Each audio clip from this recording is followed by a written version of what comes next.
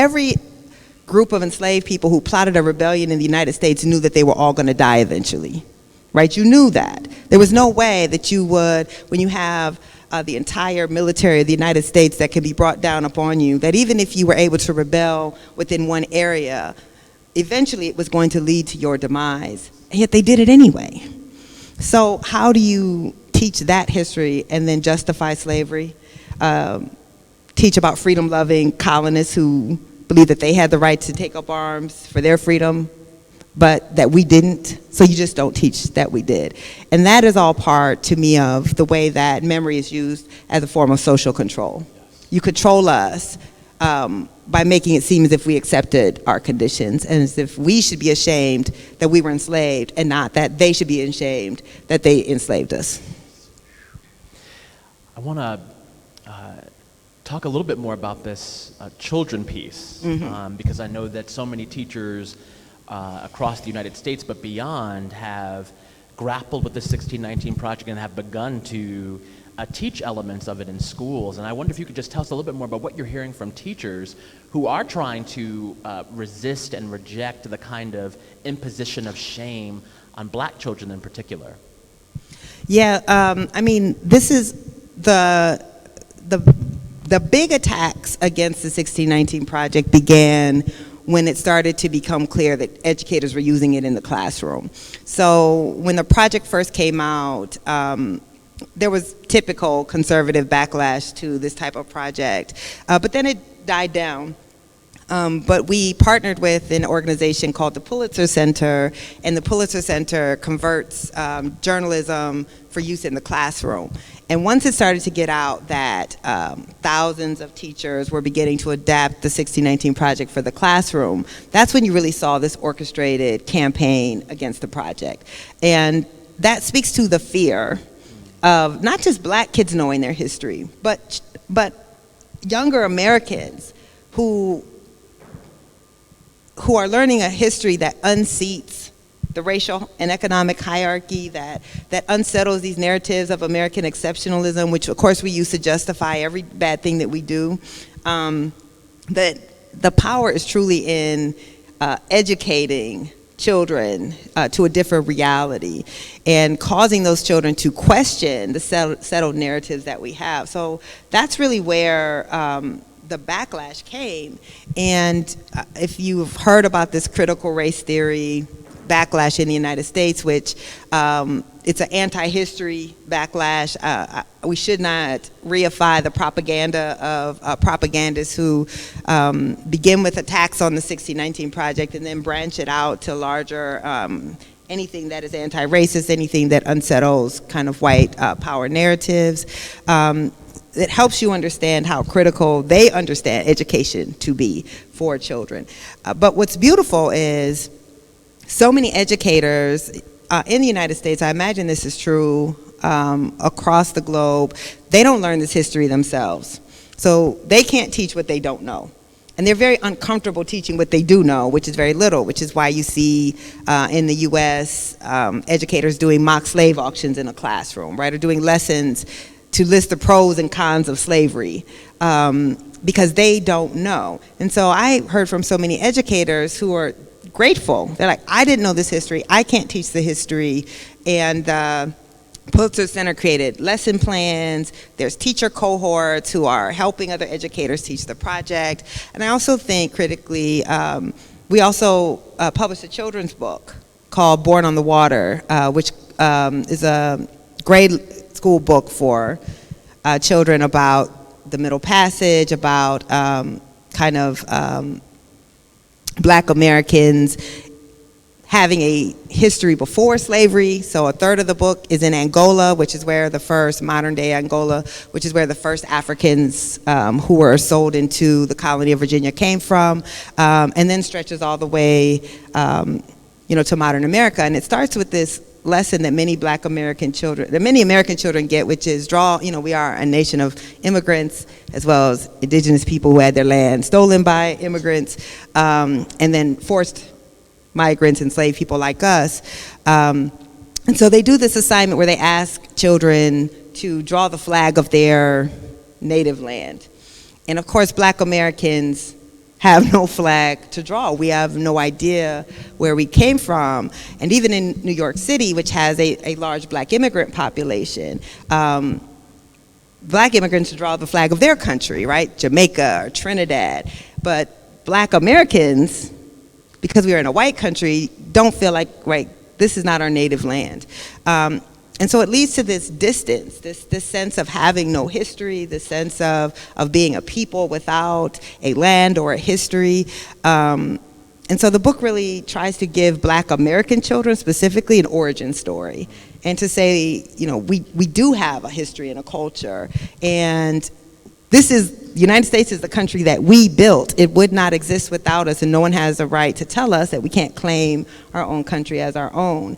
So many educators are using that to really help black children not feel this sense of shame, black American children specifically, who descend from American slavery, and to help us understand that America would not exist without us, that we're not marginal to the American story, we are central to the American story. You know, this is probably the hardest thing for white Americans to deal with, but all original American culture comes from black people, right? The very first original American literature were the slave narratives. The first original American music were the sorrow songs, which became gospel. The only indigenous American music, and I don't mean to disrespect tribes, but they are sovereign nations, so I'm talking about in the United States, are jazz, blues, gospel, hip hop. We created country. When you think about culture, when you think of the export of American culture, it is black culture, right? It is black style, it is black aesthetic, and so if you stripped all of that away, not to mention the entire economic basis of the nascent United States, capitalism in the United States is formed around slavery. We don't get an industrial revolution without slave-grown cotton. If you do that, then you have to acknowledge the centrality of black Americans to the culture, to the United States, to the most prosperous nation in the history of the world, and yet we have been stripped of that legacy and the right to claim that legacy. And I think that is the role that educators are playing, is both helping American students to question how do we know what we know, and to, you know, whose interest does what we know serve, and to question all of these settled narratives and the way that they exist to structure power. This is so powerful, Nicole, and I'm thinking about this work also through an autobiographical lens, because, you know, there was a moment in your life where, you know, you were observing your father, right, who had a complex relationship with America, and you had a moment where you, in some ways, had distanced yourself from America. Like, why would you wave the flag? What's the point of the flag? Why wave that? And from my understanding of it, there was a shift for you where you went from sort of pushing away, rejecting, to saying, actually, we're the true Americans. And in that same spirit of Langston Hughes, right, the I too am America. Could you talk to us a little bit about that shift for yourself? Yes, so to be clear, I'm still not ever flying an American flag. And I think, you know, we have to differentiate between saying we have a right, we have a legacy that we have a right to claim, but also wanting to kind of reify American imperialism, right? Like, we are empire, and I don't think you destruct empire by becoming part of empire, but we also have, I think if you read the essay, you see this tension that I feel, that I still don't know. I still haven't worked out for myself. On the one hand, the United States is the only country that we know. And we were not even given citizenship in our own country. So until the 14th Amendment to the Constitution is passed after the Civil War, black Americans don't even have citizenship in the only land we've ever known, the land of our birth, our ancestors' birth. We are a people without a country, literally. And so part of me is saying, you do not have the right to remove us of the legacy of the country that we built, that we formed. On the other hand, I'm like, but why do I want to be associated with this type of country. And I think this is the central tension of Black American life. So my father was born in 1945 in Greenwood, Mississippi. For those who are not American, Mississippi was the most thoroughly apartheid state in the United States. It was at that time a majority Black population, a bare majority Black population, and Black Americans had no legal protected rights in that state. My father was born on a cotton plantation because Black people could not give birth in the hospital there. And it was a cotton plantation that had been a slave plantation, and Black folks through coerced labor just had to keep working from slavery to so-called freedom. And we don't call what happened in the United States apartheid. We like to use euphemism. We say it's Jim Crow, which is a very benign term for what happened. Mississippi lynched more Black people than any state in the country, and my dad's hometown lynched more Black people than any state in Mississippi. So when my father was 2 years old, my grandmother decided her children would not pick cotton. They would not live a life of sharecropping. She loaded her children on a train, and she went north. So when I think about our relationship to our country, and my father, who was one of the most brilliant men I ever knew, but he was, as I said, he was born into a family of sharecroppers. My grandmother had a 4th grade education.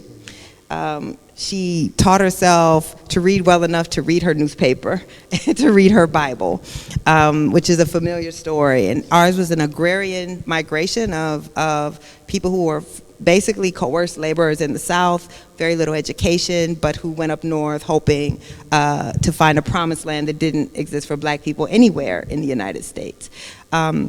So my father joined the military, and he joined the military because this is what poor people did. If you didn't have an education and you wanted to try to change your life, you joined the military, and yet he was never treated like a man. He was never given, the opportunities that he worked for. And yet, like many Black people in America joined the military at the highest rates of all racial groups, because we've always somehow believed if we are willing to die for our country, maybe our country would recognize our citizenship. And he flew this American flag in our front yard. And so the essay really begins with me grappling with how this man who never knew equal citizenship in the United States could display this outward form of patriotism. And I don't know that I get there. I don't know that it can be resolved, and I think sometimes we have to just understand some things will not be resolved, and that's okay. It's the working through them, I think, that matters. So I begin the essay with my utter shame and embarrassment that my dad would fly this flag in our yard, and end it with understanding why he did. Not saying I want to do it, not saying I agree with it, but understanding him saying, you don't have the right to take away the lineage of the country that our ancestors built. And we do have a right to do that no matter how complicated it is. I completely agree, of course, that tension feels, even to me, unresolvable. But the one thing that we do fully resolve on, and the one thing that you're clear about, among others, is reparations. Yes. Can we talk about reparations? We're going to turn to some audience engagement in a few moments, so make sure you have your questions ready, and I would encourage you to make sure that they are concise, so that we can get through as many as possible. But I want to talk about the reparations. So with reference to the U.S., you wrote in your essay on justice, reparations amount to a societal obligation in a nation where our Constitution sanctions slavery. And you expanded that in your recent conversation at the UN, where you said, it's not enough for America and European powers to regret the past. They are obligated to repair it and to finally live up to who they so often profess to be. So could you share a little bit about your vision for repair and reparations as a national obligation in the U.S., but also as an international obligation for neo-colonial, colonial powers? So before I answer that, let me just say this is like an amazing moment for me personally, and I hope for all of us. When I wrote that essay, originally it published in June of 2020. And we all probably recall what happened in June of 2020 was George Floyd was lynched on national television. And I remember, like everyone else, being glued to the television and seeing, protests all across the globe and in places that you never saw protests for Black lives before. And then seeing companies and, starting to say they were going to reckon, like silly things to me though, like NASCAR saying, we're going to prohibit the Confederate flag, which, thanks.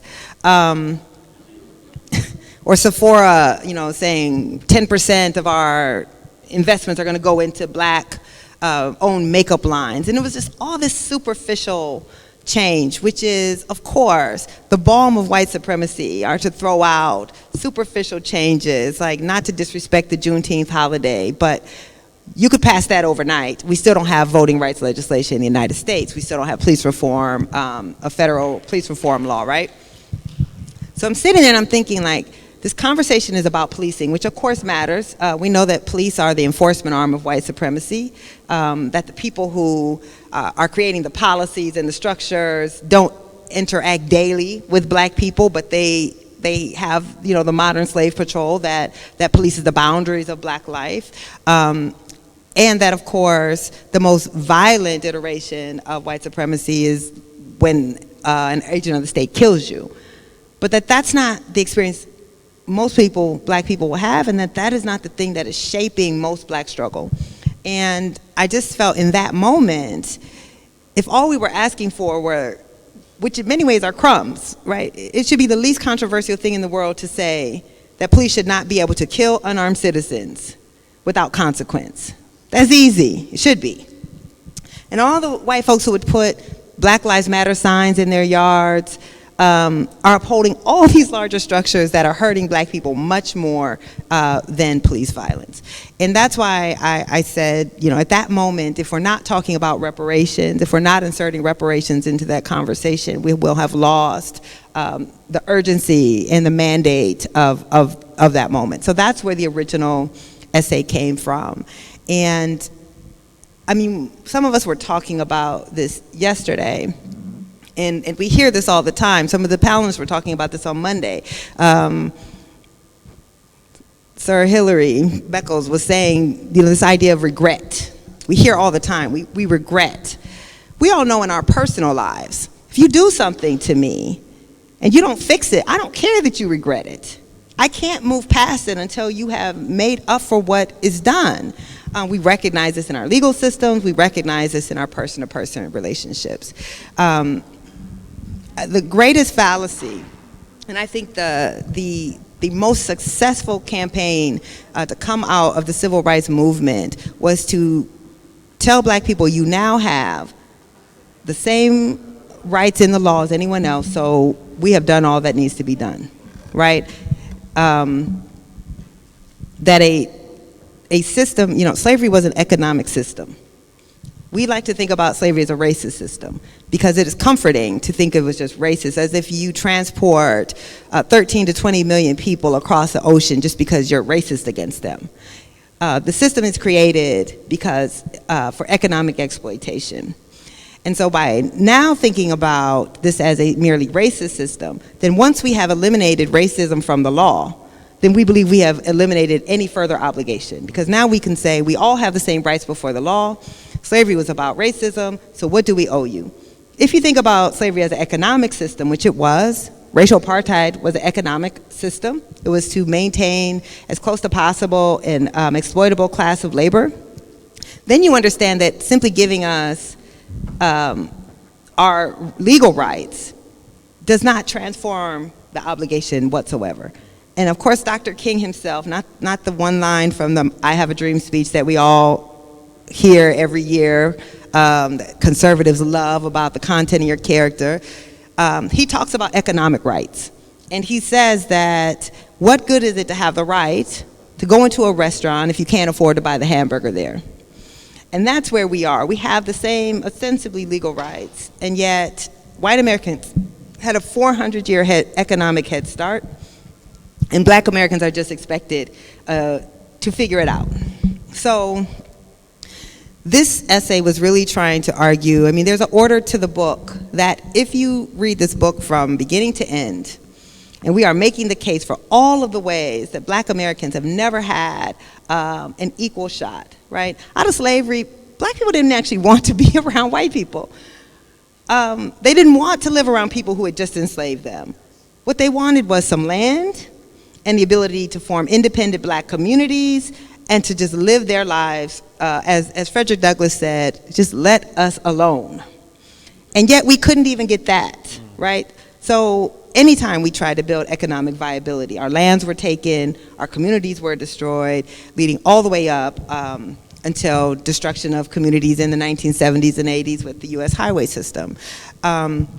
So I really was trying to make the argument that is built clearly on decades, centuries of activism by the formerly enslaved and their descendants to get financial repair, but much more importantly, community repair for the crimes of slavery.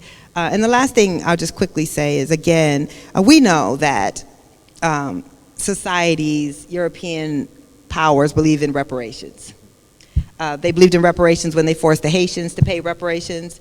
They believed in reparations when the British enslavers got reparations.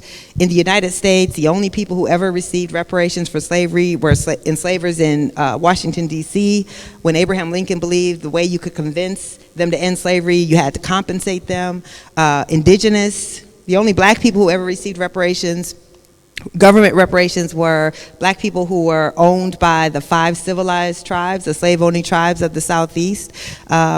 In 1866, when they signed a treaty, when the federal government had to force them to end slavery after the Civil War, they had to give repair of land. That's actually why one of the reasons that Tulsa, Oklahoma was so prosperous, the Black community there, was because they had received land allotments for their enslavement. Of course, Japanese Americans, or just, the legal system. If I go to the hospital and the doctor does malpractice and I die, no one says, well, the victim's dead, so the family deserves nothing, right? We understand the sense of repair.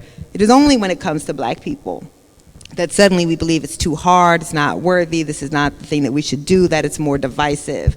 We are going to be in a divisive country no matter what, right? We are going to have to deal with white supremacy no matter what. But we should do that from a state of economic and social repair, and that's really what the argument is in the essay, building on, again, centuries of activism, not just in the United States, obviously, but across the Americas and across the globe. And that's why the essay is not called reparations, it's called justice. Because that really is what we are seeking, is justice. Thank you so much.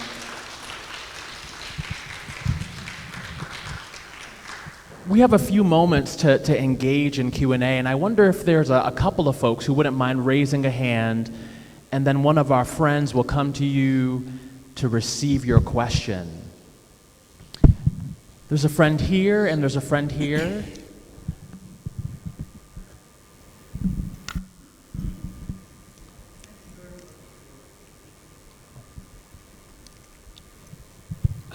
Thank you very much for this stimulating session. I was struck by your emphasis on the imperative of challenging power. And I think this is one thing that we have all pursued in the past couple of decades. But for me, it has gotten to a point whereby we should be asking ourselves, when will Africa, in that broad sense, when will Africa or the Black race take power again rather than continuing to challenge power? When are we at the center again? How do we go about it? Thank you. Thank you for your question, and I think I hear you saying, rather than just, how do we take power as, rather than just resisting power, how do we take it? That's a big question. I think that's why we are here.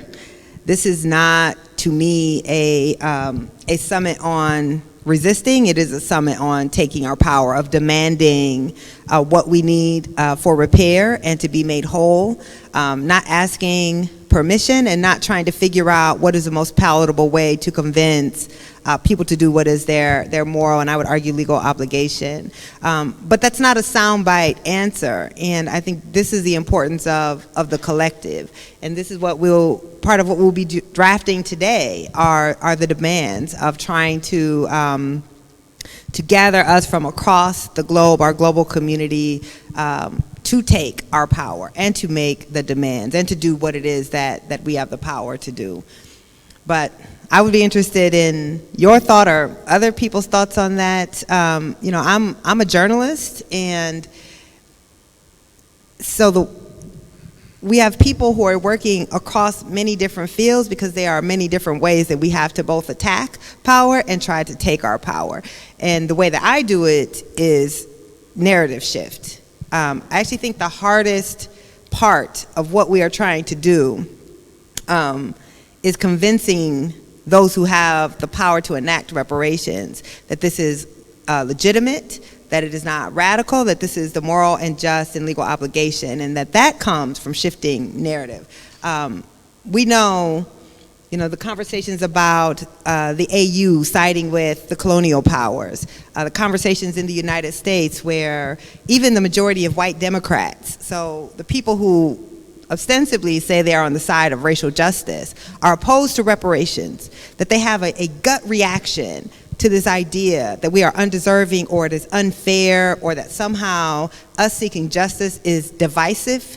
And so the work to do there, to me, is in shifting that narrative, in helping make space for the work of actually establishing what reparations would look like. That is the easy work to me. The hard work is moving society to the point of recognizing what it is that we are deserving of and what justice must look like to address the legacies of the transatlantic slave trade. Friend? Good morning, everybody. Thank you. My name is Amara. I'm American. I live here in Ghana now. But I wanted to ask Nicole, what are your thoughts about lineage-based reparations? That's a huge topic right now. I'm from the state of California, and we currently are pushing and vying for lineage-based reparations for Black people who descend from U.S. chattel slavery. And what do you think that all Black Americans, like anybody who's Black, deserves reparations, or should it be specifically for Black Americans who descend from U.S. chattel slavery? I like how you just dropped that bomb right in the middle of this conversation. I have complicated thoughts on that, and I will say my brother Cam has been pushing me in that area. Initially, I did believe strictly in lineage-based reparations,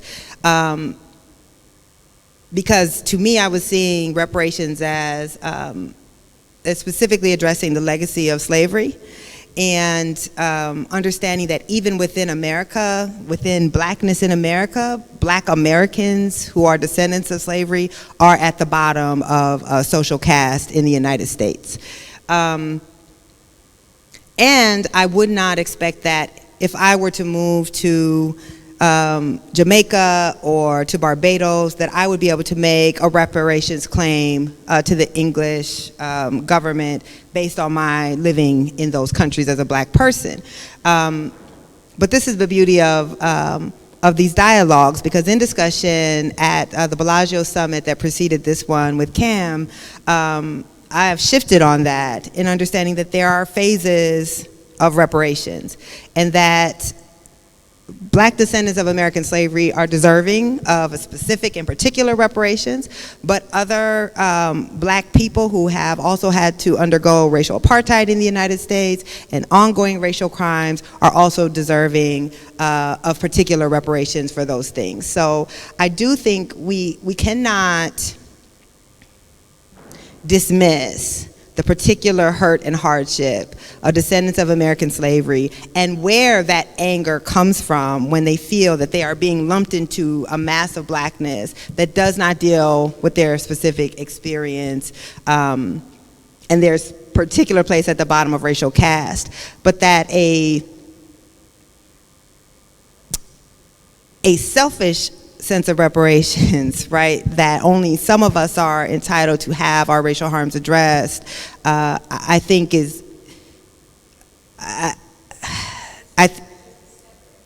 right. So no, I'm not saying you're saying. I'm literally saying what I have worked through on my own, which is what one hopes, right? Is that we can come in these spaces and our minds are not made up, that we are open to learning and understanding. And so now I do believe in a tiered reparations in the United States, one that again will address I think there's a moral obligation for us to work on behalf of all Black people in the United States and outside of the United States, and so I think a tiered approach is where I am. But I do believe that Black people have a right to claim a specific lineage.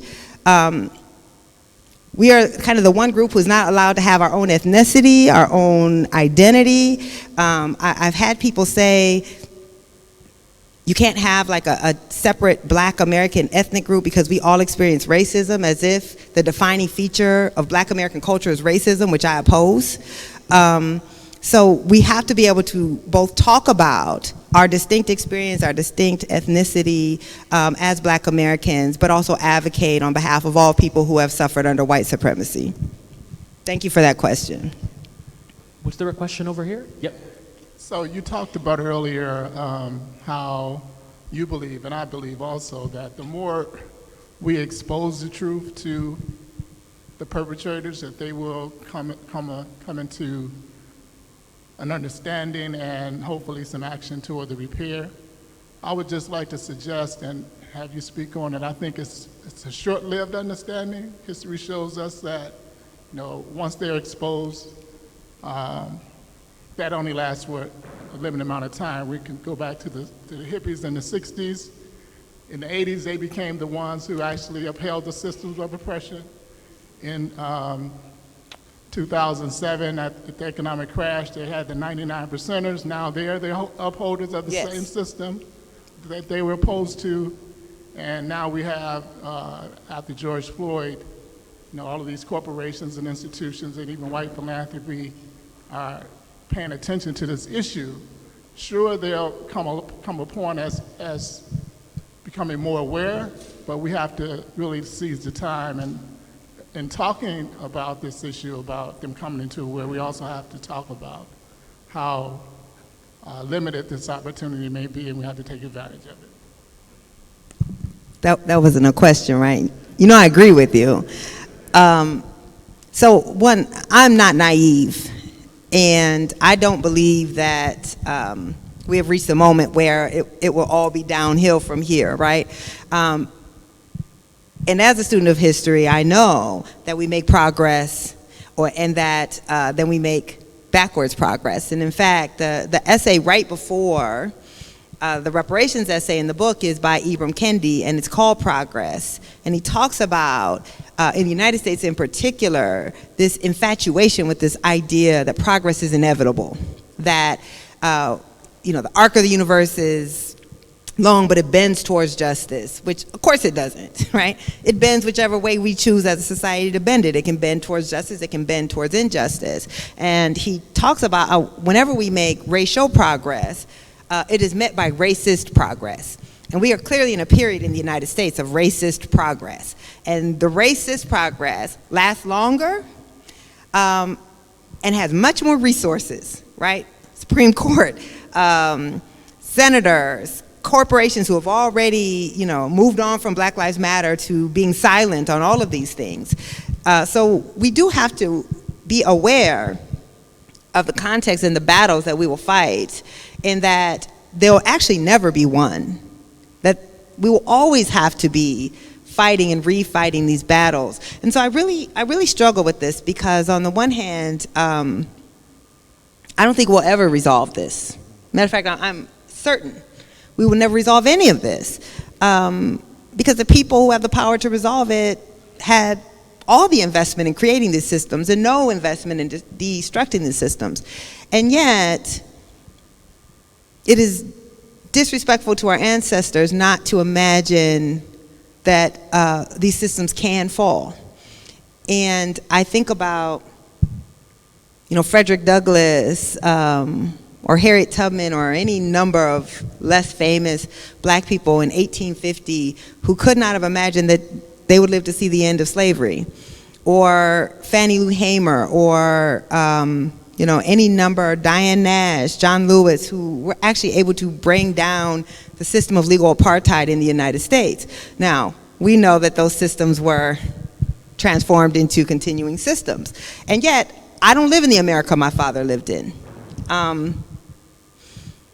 So I think the struggle with black folks is understanding we may and we likely will never live to see the world that we are trying to bring about, but it is our moral obligation to work towards it no matter what. And that's where I sit, is not being naive, not thinking that the same people that built these systems will ever see their destruction, but feeling the need to work towards their destruction all the same. Thank you so much. We appreciate you. Let's give Nicole an honor for this beautiful conversation. Friends, we've adjusted the schedule just a little bit. We're going to end this session at this time, take about a 20-minute break for some tea right outside these doors. We'll return promptly at 11 a.m. for the next conversation. Appreciate you all so much.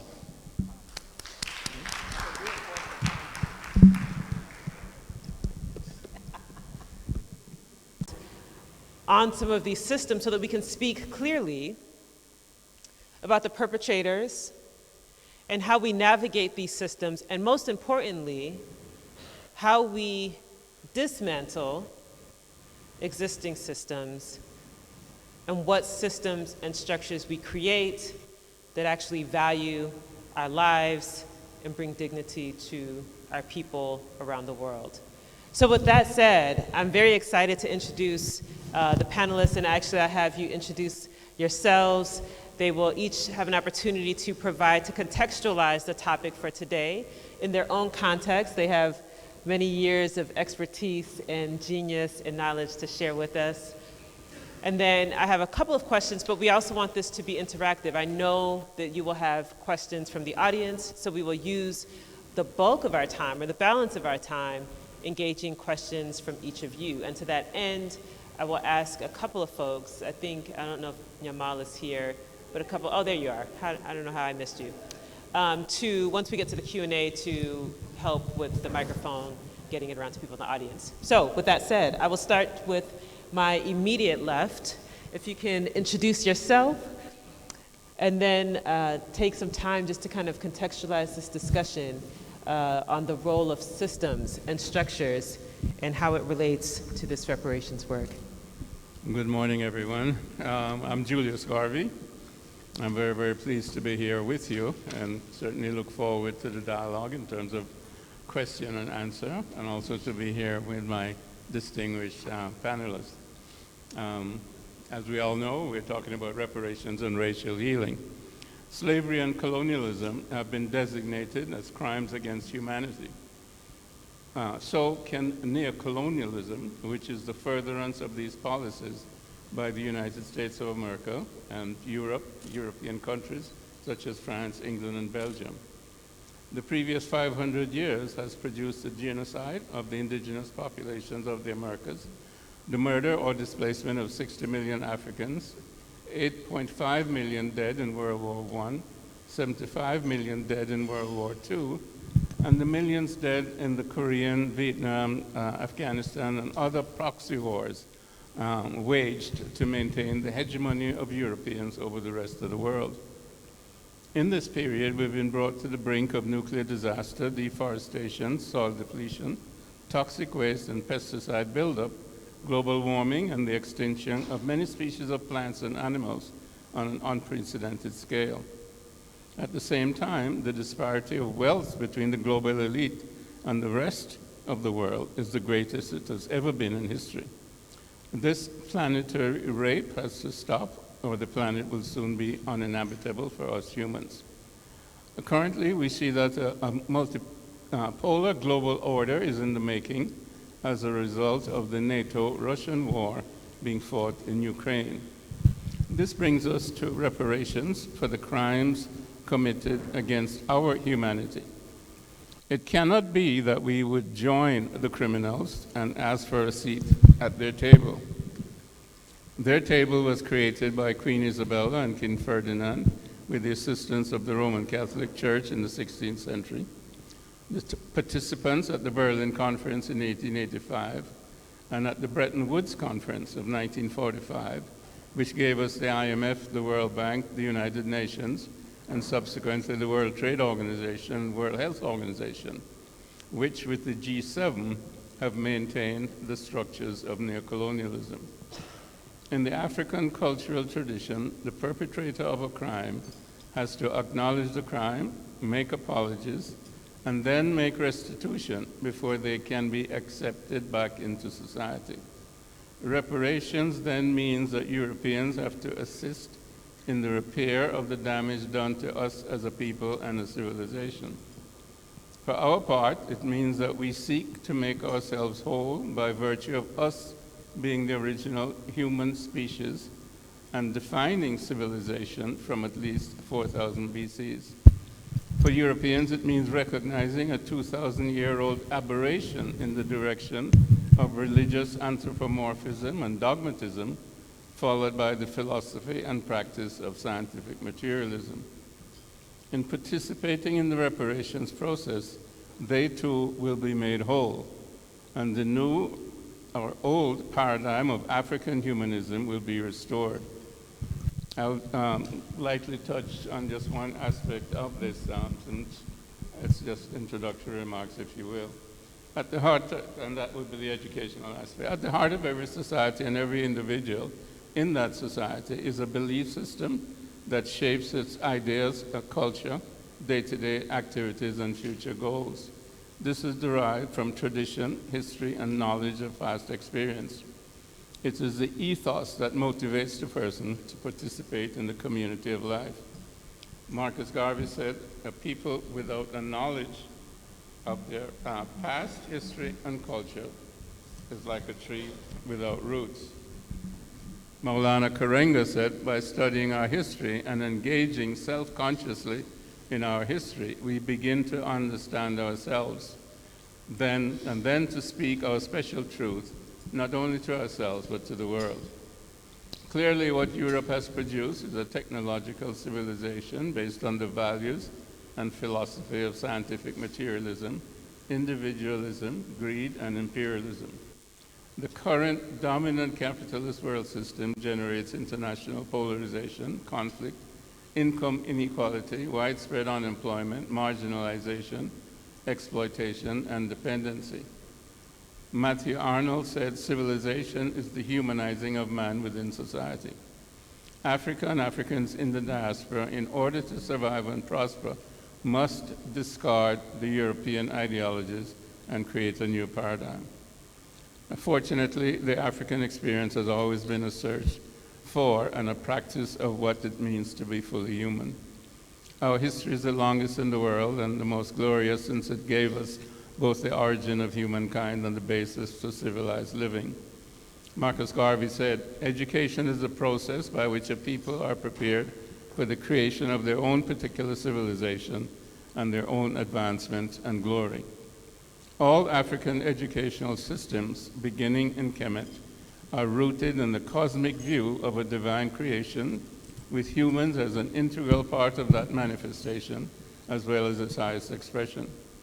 The purpose of education, of the education socialization process, is the transformation of the human towards the full expression of his or her divine potential. The philosophical concepts behind this is Ma'at, translated as truth, justice, harmony, order, balance, righteousness, and reciprocity.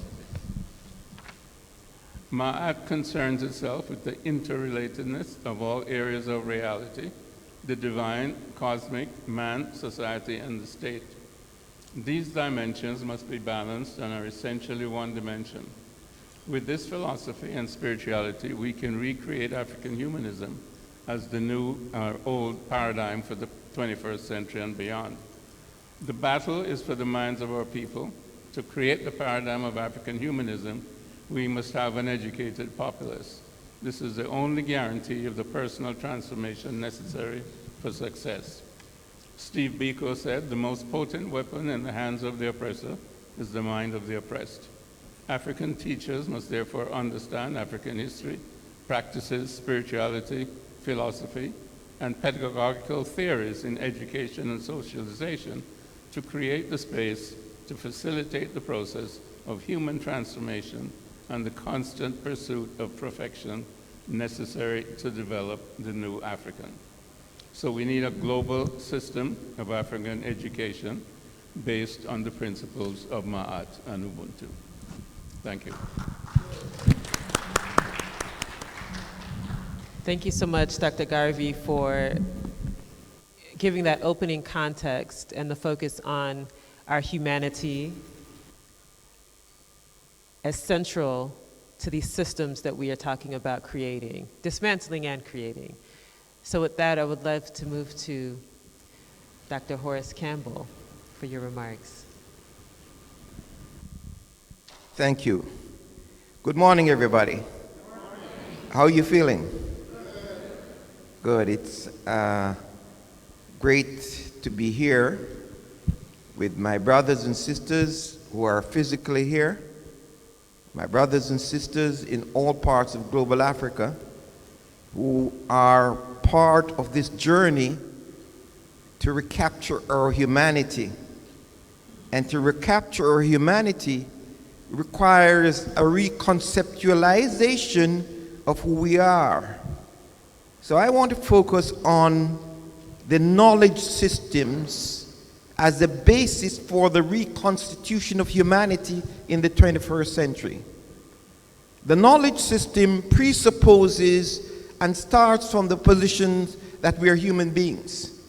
And to acknowledge the humanity of the African is to dismantle the ideation systems on which the entire basis of the structures of economics and social system have been developed for the past 500 years.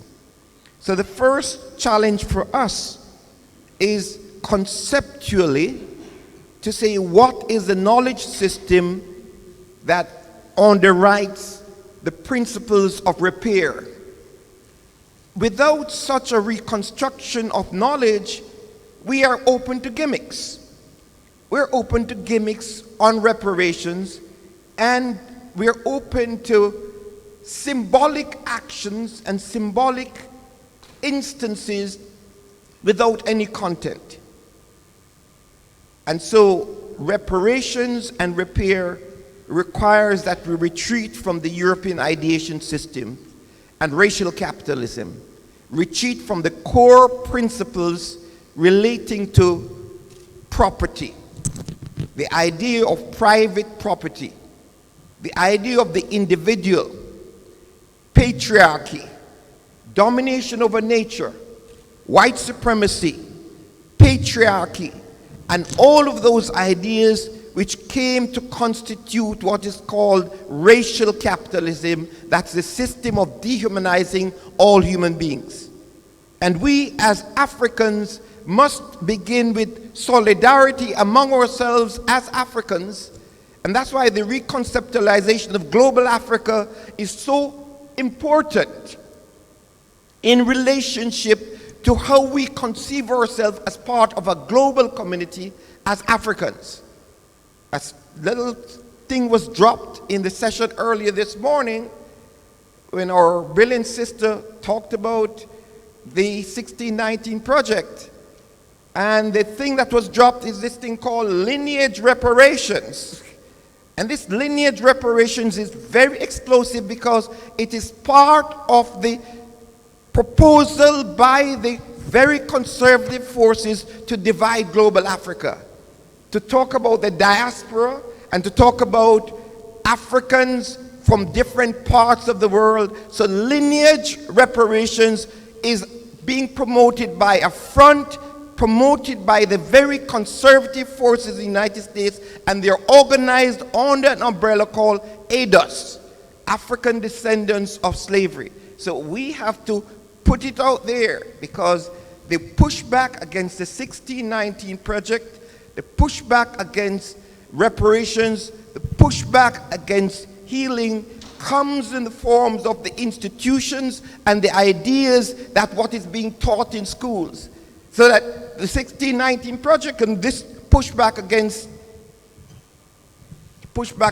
what they call critical race theory is also pushback against the idea of Africans uniting across global Africa with the reconstitution of African people having a space in the world. So we are against any kind of gimmicks talking about reparations. So when the Pope goes into the First Nation peoples and say they apologized 2 weeks ago, it is like the Pope going to the First Nation peoples 20 years ago and say they apologize. It's like the Pope going to Africa in 2004 and say they apologize without rethinking the systems, ideas on which the system of exploitation and destruction were premised. So we have to be against gimmicks in the name of healing and reparations. The next point is about the contemporary forms of destruction. We will not be able to talk about destruction in the past in slavery without what is going on in all parts of global Africa today. In Haiti, in the Congo, in Libya, in Colombia, in Brazil, in all parts of global Africa.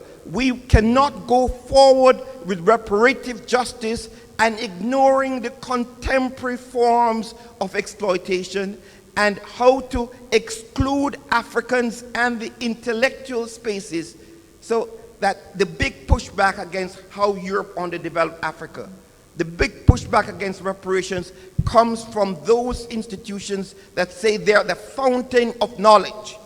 The World Bank calls itself a knowledge institution, so that the reconstruction of human life begins with dismantling the institutions, as my brother said, the International Monetary Fund, the World Bank, the World Trade Organization, the contemporary form of the World Health Organizations, and all of those institutions that were formed to keep international capitalism. So the new structures that we are going to form, what are they? We must be clear about the new structures. The new structures cannot be based on the ideas of property, accumulation, capitalism, and the old ideas of white supremacy, domination over nature, and separation of humans. So in solidarity with the First Nation peoples, solidarity with people of Asia, solidarity with peoples of all parts of the world, the reparations movement must be talking about the International Bank for Reparations and Reconstruction. The International Bank for Reparations and Reconstruction comes in the wake of the dismantling of the IMF and the World Bank and the dismantling of those structures of racial capitalism that says Africans are not humans.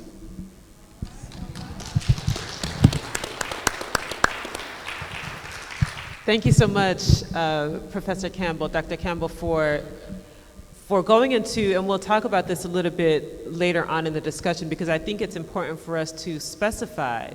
You mentioned, and Dr. Garvey also mentioned, the World Bank, the World Trade Organization, the G7. I think it's worth us kind of going in a little bit more detail about the role that they have played in the ongoing exploitation of Black people around the world. So, thank you for that context. We're actually going to switch it up a little bit. We're going to go to Liliane to do a presentation, and then we will come to Dr. Hamilton to close us out as the last, but certainly not least. Good morning. Good morning, everyone. I would like to thank the organizers for this fantastic event.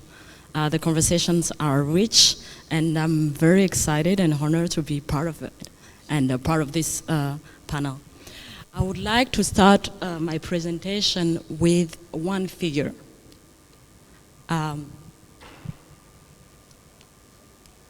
Yes. with these figures. I'm sorry if the panelists can see it. From 1980 to 2002, developing countries have received, for every dollar they received, they lost $24 in net outflows. These net outflows consist of debt payments, capital flight, income that foreigners get from their investments in developing countries and decide to repatriate, etc. What these figures highlight, it's that multilateral institutions are the seed of past injustice, but also contemporary injustices.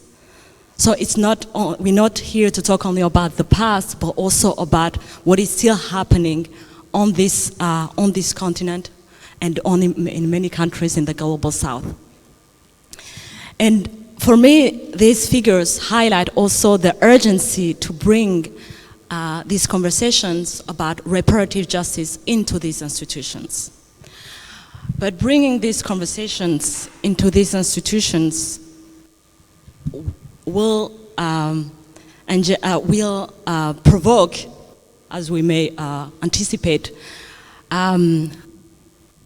strong resistance, because we know that there are we have talked about it earlier, strong amnesia in these institutions about their past racial violences, and there are a strong resistance to address the current inequalities that are backed behind there is structuring their functioning. This is the first point I would like to address. The second point is to recognize that over the past 2 years, we have seen multiple initiatives inside these institutions and outside of these institutions to tackle racial inequalities. So the dilemma for us, the dilemma for the reparative justice movements is what are we going to do with these initiatives? Should we dismiss them and consider that they are just symbolic, or should we consider them as small windows of opportunities, and for that we should try to see how to explore them and use them as leverages?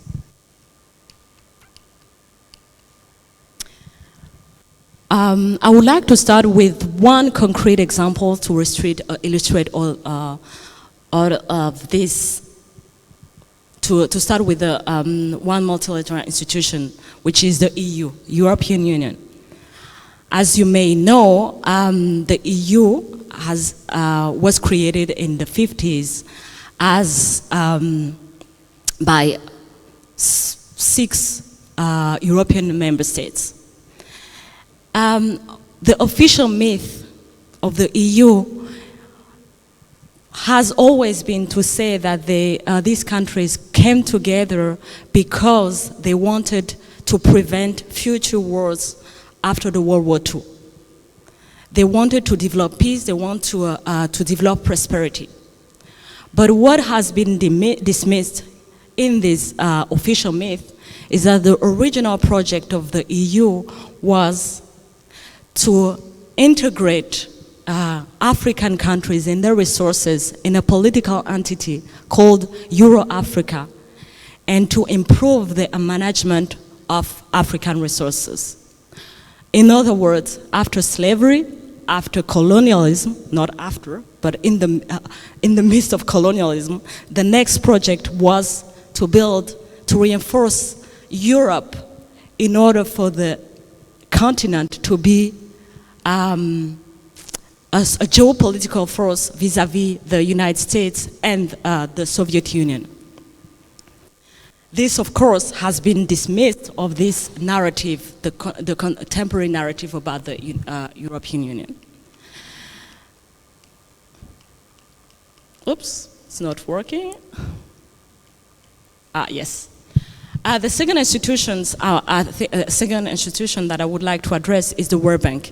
It has been mentioned in the former presentation, but I think it's important to also to give concrete examples of the role of the World Bank.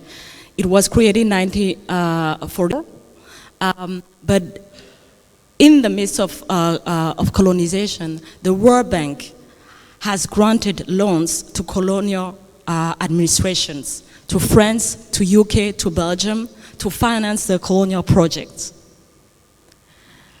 And when the former colonized country became independent, these loans have been transferred to the countries, to DRC, to Ghana, to all the former colonized countries. Even though some of these loans have been used, the money has been used to build projects in UK, in France, in Belgium. So their role in the colonial administration processes is not just about rules, it's also concrete gains that they have allowed.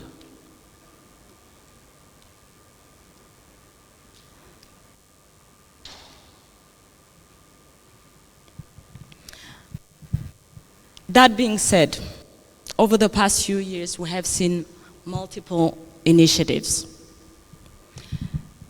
The first initiative that I would like to focus on is the first EU action plan to tackle racism.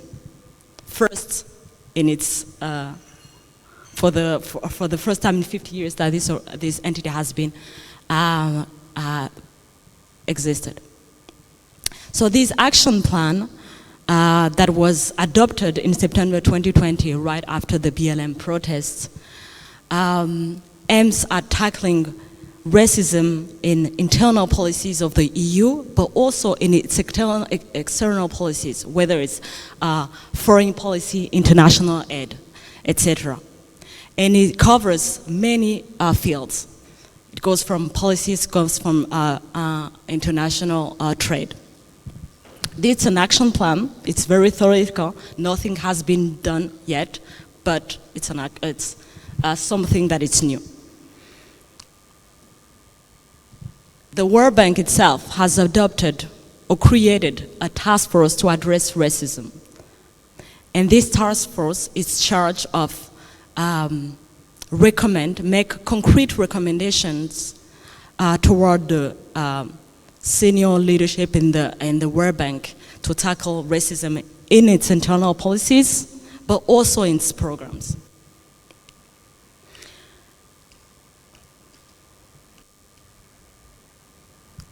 We have also seen over the past 2 years many initiatives, many conversations in development agencies, whether it's the French Development Agency, Belgium Development Agency, UK development agencies, about decolonizing international aid. These conversations are about rethinking mechanism of funding, rethinking the way they hire their staff, and also rethinking about their programs. As you can imagine, these initiatives have multiple limits.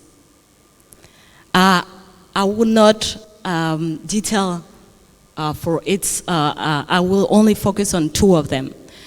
The main limit of this action plan against racism have been to focus on individual racism. So racism is seen as an issue of individuals in these institutions, or heterous individuals who are, and the structural dimension, the historical past, in their policies, in their programs, but also what is happening now, none of it is addressed. And the second focus, the second limit, of these initiatives that we can see in many initiatives from development agencies is to focus on remembrance. They consider that the structure, the system that you were talking about the that we need to rethink. The system doesn't have to be dismantled. The system is only there. We just have to go through its history. So we are here and talking about the responsibility, but more moral responsibility, but not addressing legal responsibility. But these initiatives, and this may be the last point, are happening in a specific environment, an environment where there are multiple threats for these institutions. I would like to mention only two of them. One of the biggest threat to these institutions is also the geopolitical pressure from China and from Russia, who have been using the anti-colonial rhetoric in their strategy to fight, to push back the discourse of the European powers or the United States. We have seen recently examples of Sergei Lavrov writing an op-ed in an African journal and talking about the colonial history of Europe and how Europe shouldn't have trying to pretend to have a role in defending democracy. The second pressure or external pressure that I see is the climate justice movement. This climate justice movement has been global, has been pushing for reparations. It's a place where this conversation of reparations has been present. And especially because it has focused on the issue of cancellation of debt, because the debts don't allow or facilitate global South countries to tackle the issue of the climate consequences. So the climate justice movements have been pushing for the cancellation of debt. So I see these initiatives and the environment in which they're happening as leverages, or they can be seen as leverages to move forward. So I think the dilemma is, what should we do with these initiatives? Should we consider as symbolic and not strong enough to rethink the system, not strong enough to dismantle the system and then dismiss them? Or should we see them as small windows of opportunity that can be explored? Thank you. Thank you, Liliane, for those concrete examples.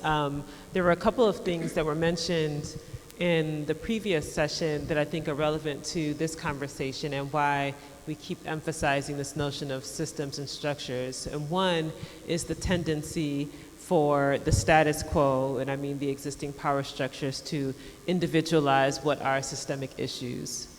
To say that your being in poverty, if you're a black person, for example, must be some sort of individual failure. Perhaps you didn't study hard enough, you didn't work hard enough, you should have gone to a better school, those sorts of personal decisions as a way of distancing themselves and absconding from the responsibility for being part of building systems that actually ensure that black people would be a permanent underclass globally. Right, so this notion of individualizing systemic problems. It also came up in Nicole Hannah-Jones's talk this morning about the notion of focusing just on race and almost completely invisibilizing the economic imperative, which was the basis for the transatlantic slave trade. It was economics. The partitioning of the continent was done to form company states. So these that we call countries now and their borders that we recognize their names are actually were formed as companies for profit for the European entities, and those systems were then perpetuated by some of the institutions that have been mentioned thus far. And so the focus on race and feelings as a way of distancing or trying to invisibilize the very real economic impacts of these systems has been a tactic that has been quite popular, especially after 2020, where people talk about, oh, I feel bad, I regret. That came up in this morning. I wish it was different. Or maybe I don't like black people. Okay, well, it's not how you feel about me. It's about the structures that govern my life, right? So as we think about what it means to build systems and structures, having top of mind these tools or these tactics that the existing power structure uses to try to perpetuate the exploitation is important for us to then navigate accordingly. And so I want to turn to Dr. Derek Hamilton to provide some context, especially for some of the really concrete work that you've been doing, particularly in the economic space, and to lend your perspective on these ideas around the systems and structures that govern our lives as it relates to reparations. Well, let me start with gratitude, and let me say that setup is spot on. You have hit the key elements of what it is I'm going to try to talk about and what Nicole probably talked about this morning, and perhaps where we have to understand where we need to go. And more gratitude to ATIJLF for putting on a phenomenal 2 days of events under fairly chaotic circumstances, bringing people from multiple parts of the world and having some flexibility so that we can be nimble. Gratitude to the MacArthur Foundation, gratitude to Open Societies Foundation, and I want to single out Kirsten Livingston at Wellsprings for making it possible for me to be here specifically, so thank you. So let me get into it. Well, I'm Derek Hamilton. I am the founding director of the Institute on Race, and I love this aspect of our name, Power and Political Economy at the New School. I am a university professor, and I am the Henry Cohen Professor of Economics and Urban Policy at the New School. So the structures of our political economy and race go well beyond class and individual bigotry. As a matter of course, across global institutional landscapes, race and social identity in general is strategically used to generate hierarchy and propel systems of stratification and persistent inequality. Racism, sexism, and other isms, they're not simply irrational prejudices, but rather long leverage mechanisms, strategic mechanisms for exploitation and extrapolation that have benefited some at the expense of others. The framing of my discipline, economics, as a science presents an innuendo of purity, devoid of politics, yet from Marxist to public choice ideologies, economics, politics, and social stratification as measured by race, class, gender, nativity, have never been separable. Beyond class reductionisms, there are intermediate economic, political, and psychological benefits associated with distancing from some outgroup or some other towards an in-group identity. In the case of the United States, that's clearly demarcated as the adoption of a white American identity. That frame of understanding fits with the classical sociologist Herbert Blumer's thesis that was put forth in 1958, where he said, race prejudice exists basically in a sense of group position rather than a set of feelings which members of one racial group have towards members of another group. Basically, what he's describing is group relative position transcends individual feelings. Conventional economics, it views race prejudice as some exogenous, predetermined binary that presents a preference, a taste, some bigotry, or some ignorance that should ultimately be arbitraged away from non-bigoted, profit-seeking firms. What it ignores is the strategic agency and benefits that individuals have in choosing and defining and investing in a collective group identity, and how social structures may increase or decrease the value and incentives to invest in that identity for material gain. That is the impetus for the psychological and material benefits that we define as white privilege, or a property right in whiteness. It is a privilege, though, that's based in an immoral notion of what benefit means, an immoral notion that's largely predicated on self-interested, tribal norms in which accumulation has no bounds. And at issue, in particular for us, is government complicity in generating and facilitating this extreme economic and racial inequality that we see today. In this system that I'm describing, we use words like freedom, like choice.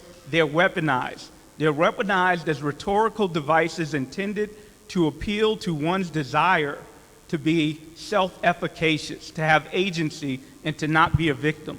It is this rhetorical illusion and even elegance around words like freedom and choice and a specific notion of rights, not economic rights of people, but economic rights of property. Economic rights of property is a rhetoric devoid of an honest reckoning of the immoral practice by which property had come to be distributed in the first place. Indeed, I wonder if our overemphasis on education to promote economic opportunity is it become a political ruse. And by the way, I'm a supporter of education. I'm a university a university professor, so I'm committed to education. I don't think I want that job. But I wonder if it's a political ruse. In other words, is the rhetorical aspiration for equal opportunity largely a mechanism, a tactic, so to speak, to facilitate the hoarding of resources for the elite and upper middle class? Basically, if framing inequality as an opportunity gap serves the purpose of reinforcing market norms that put the onus and responsibility of inequality on individuals while absolving the state from public responsibility. To be clear, this neoliberal framing of our political economy that I've been describing, it naturalizes poverty and inequality as castigating it as the result of unproductive, deficient behavior. That is, subpar outcomes are seen as resulting from personal choices of individuals or communities. We have an alternative. An inclusive economic rights frame turns all of this on its head by locating poverty and inequality as resulting from an absence of both power and resources. That is, poverty and inequality are the result of policy choices that deny people resources they need to live meaningful lives and have agency. That frame calls for government to end poverty directly by placing those resources in the hands of people as a right. We need to recognize that we're not atomistic agents floating in unfettered markets guided by a free will into fair and efficient allocation. Choice is limited for an individual who lacks basic resources such as a job, such as adequate income, shelter, food, health care. In essence, rather than being able to benefit from the market, they're at the whim of markets, or they're at the whim of other agents in that market that have resources that are empowered to exploit them. Authentic economic freedom and agency is rooted in resources. Existing distributions of the products of often racialized, exploitive, and extractive histories, so we need a rebalance of power with public intervention. We know that black people today have very little ownership of our land and means of production and remain in fear of violence, incarceration, and literally bondage. There's a set of enabling goods and services that are critical for individual self-determination. Public intervention is needed to guarantee inclusive economic rights to counterbalance the accrued economic and racialized private power, which in isolation, economic markets are incapable to redress. We need government to crowd out inferior private options that don't ensure universal and quality health care, housing, schooling, financial services, capital, and the free mobility throughout society without the psychological and physical threat of detention or bodily harm at the hands of a state-sanctioned terror because your social identity is linked to a vulnerable or stigmatized group. To achieve racial justice, we need that honest and sobering confession of the historical sins. But that authentic apology is not enough. What it will do is counter our economic and political culture that caricatures black and poor people in general as welfare queens, as deadbeat dads, as super predators, as undeserving, and instead pave new narratives that more accurately frame poverty and inequality as resource deprivation. But that acknowledgement alone is not enough. Reparations requires a retrospective, direct, and parsimonious approach to address the past in which people have been exploited and the current distribution of poverty exists. So I know I'm running out of time. Let me try to sum. Our current economic system is founded on the values of self-interested accumulation that leaves us vulnerable to greed and exploitation. That economic growth has become the explicit expression of our economic well-being. Without a potent policy apparatus grounded in economic justice to neuter racist regimes and provide pathways for economic security and self-determination for all people, white supremacy and the despotic appeal for white supremacy and diversive leadership, it will always remain. We need economic power to center people, both domestically and abroad, as well as our environment, as an economic right. We need to learn from the past that the people-centered physical human infrastructure packages, they need to be made permanent, and they need to be anti-racist in their design, their management, and their implementation. So the call to arms for all of us is to commit to justice, commit to it as a matter of faith simply because it is the right thing to do. We're all well equipped to fuse insights from our various approaches to address justice and improve the humanist, social, scientific, and political understandings of race and group-based stratification in local, national, and international contexts. In the end, it ultimately is our economy. It ultimately is our monetary systems to achieve the economy we want. And it ultimately is our government, which is the vessel to facilitate the economy that we all want and desire. Thanks.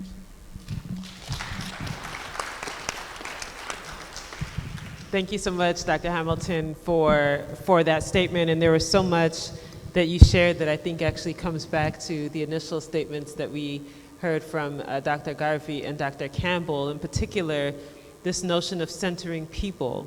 Those who have studied economics or who are familiar with some of the predominant tenets of economics will understand this notion of this invisible hand, Adam Smith's invisible hand that reigns supreme, that the market knows and will make the best decision, that the market is the ultimate source of decision making, this notion of rationality that is ascribed to economics in a way that decenters people or removes them out of the equation in general. So people become widgets, just these figures that are prone to the forces of this all-powerful market and this all-powerful invisible hand.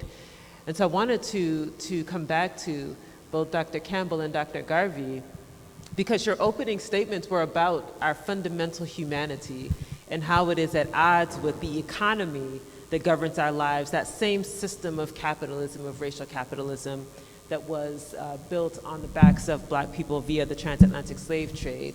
Can you just respond to what you've heard and how this connects back to your opening statements about how Black people, how we center our humanity to create systems that actually reflect our values?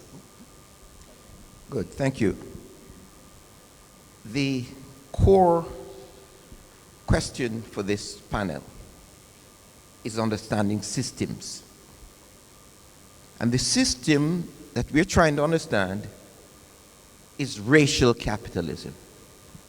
And we should not have any illusion about the genealogy of racial capitalism. The genealogy of racial capitalism is a process of dehumanization. Stripping the African, the First Nation people of their humanity is not a process that began overnight. Let me give you what I consider to be the 7 main moments in the development of racial capitalism, which defined the structures and the world in which we live today. The first and most important moment of racial capitalism is the transatlantic slave trade. The transatlantic slave trade changed the trajectory of human economic organization. The second moment in racial capitalism is the destruction of the lives of the First Nation peoples in the Americas to make the Americas available for the expansion of Europe and European ideas about who are human. The third moment of racial capitalism is the moment of actual enslavement and dehumanization. It is in that moment that the structures and ideas of capital were developed. The 1619 Project and books about capital accumulation in the United States brings this to the core, and we cannot go forward without dealing with that. That's the third moment, the enslavement in the Americas.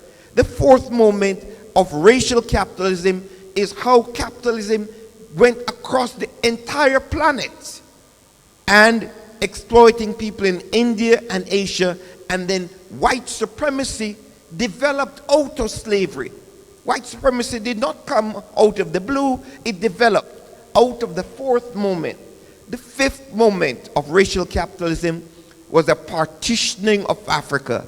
And all of the institutions that we have in the world today come out of that fifth moment of capitalism. That is the imperialist partition of Africa, which reinforced the dehumanization and the non-humanity of Africa. The sixth moment was colonialism and apartheid, and the seventh moment is what we are in now.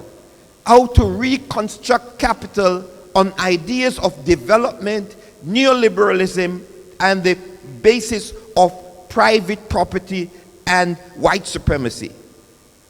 The movement for our humanity comes with dismantling the ideas and dismantling the ideas of progress that came out of those 7 moments. That's how I would want to respond to that.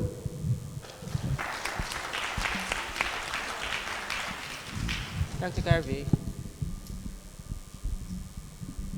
Thank you. I think a couple of comments is that I think we have to understand that what we're dealing with is a global system with a great deal of antiquity. We've mentioned that earlier, and it's been reinforced. The system is not going to give up power. It has to be forced, if you will, to give up power, as Frederick Douglass has told us. We have to build our power base. And that is what is important in terms of what we call reparative justice. We have to make sure that reparative justice happens. And how that happens is that we have to repair ourselves, and we have to make sure that those who have oppressed us assist us in repairing ourselves to the extent that we want to be repaired. And I think it's important for us to understand that we are a civilization. We are an African civilization. And very often that's lost. And we heard this business of, I think it was generational reparations in terms of the US and so on. You know, obviously there'll be nuances depending on where you are in the globe. But the point is that it's a civilizational repair, because we have different values, we have different morals, we have a different history. Over 6,000 years of history that we have accumulated, as opposed to 2,000 years of history that Europeans have accumulated. They have a different understanding of what humanity is than our understanding. We have a fullness of understanding of humanity. So we have to redefine what humanism is, and we have to define what repairing our humanity means. They can't do it because they don't know it. They've never known it. And that's why I mentioned the horrific nature of what they've done over the past at least 500 years. But we are a civilization, and again, you have to see it also in the broader context of a world order. And I did mention that a little bit, and I'm interested in the Q&A, etc. But the world order is changing, and it's changing because certain people have overstepped their boundaries, And now we see NATO using Ukraine, and when I say NATO, it's really the US using Ukraine, etc., to try to curtail Russia. It's not happening. Europe is going to be destroyed. You'll see it in the winter in terms of gas and oil, etc., etc. You'll see it now with China. What's Pelosi doing in Taiwan or wherever she is? Absolute nonsense. Antagonizing China, who is now probably the major economic power in the world. So, I think you mentioned the Russian foreign minister traveling in Africa, etc., etc. So the BRICS, India, Russia, Iran, Turkey, etc., etc. The world order is changing.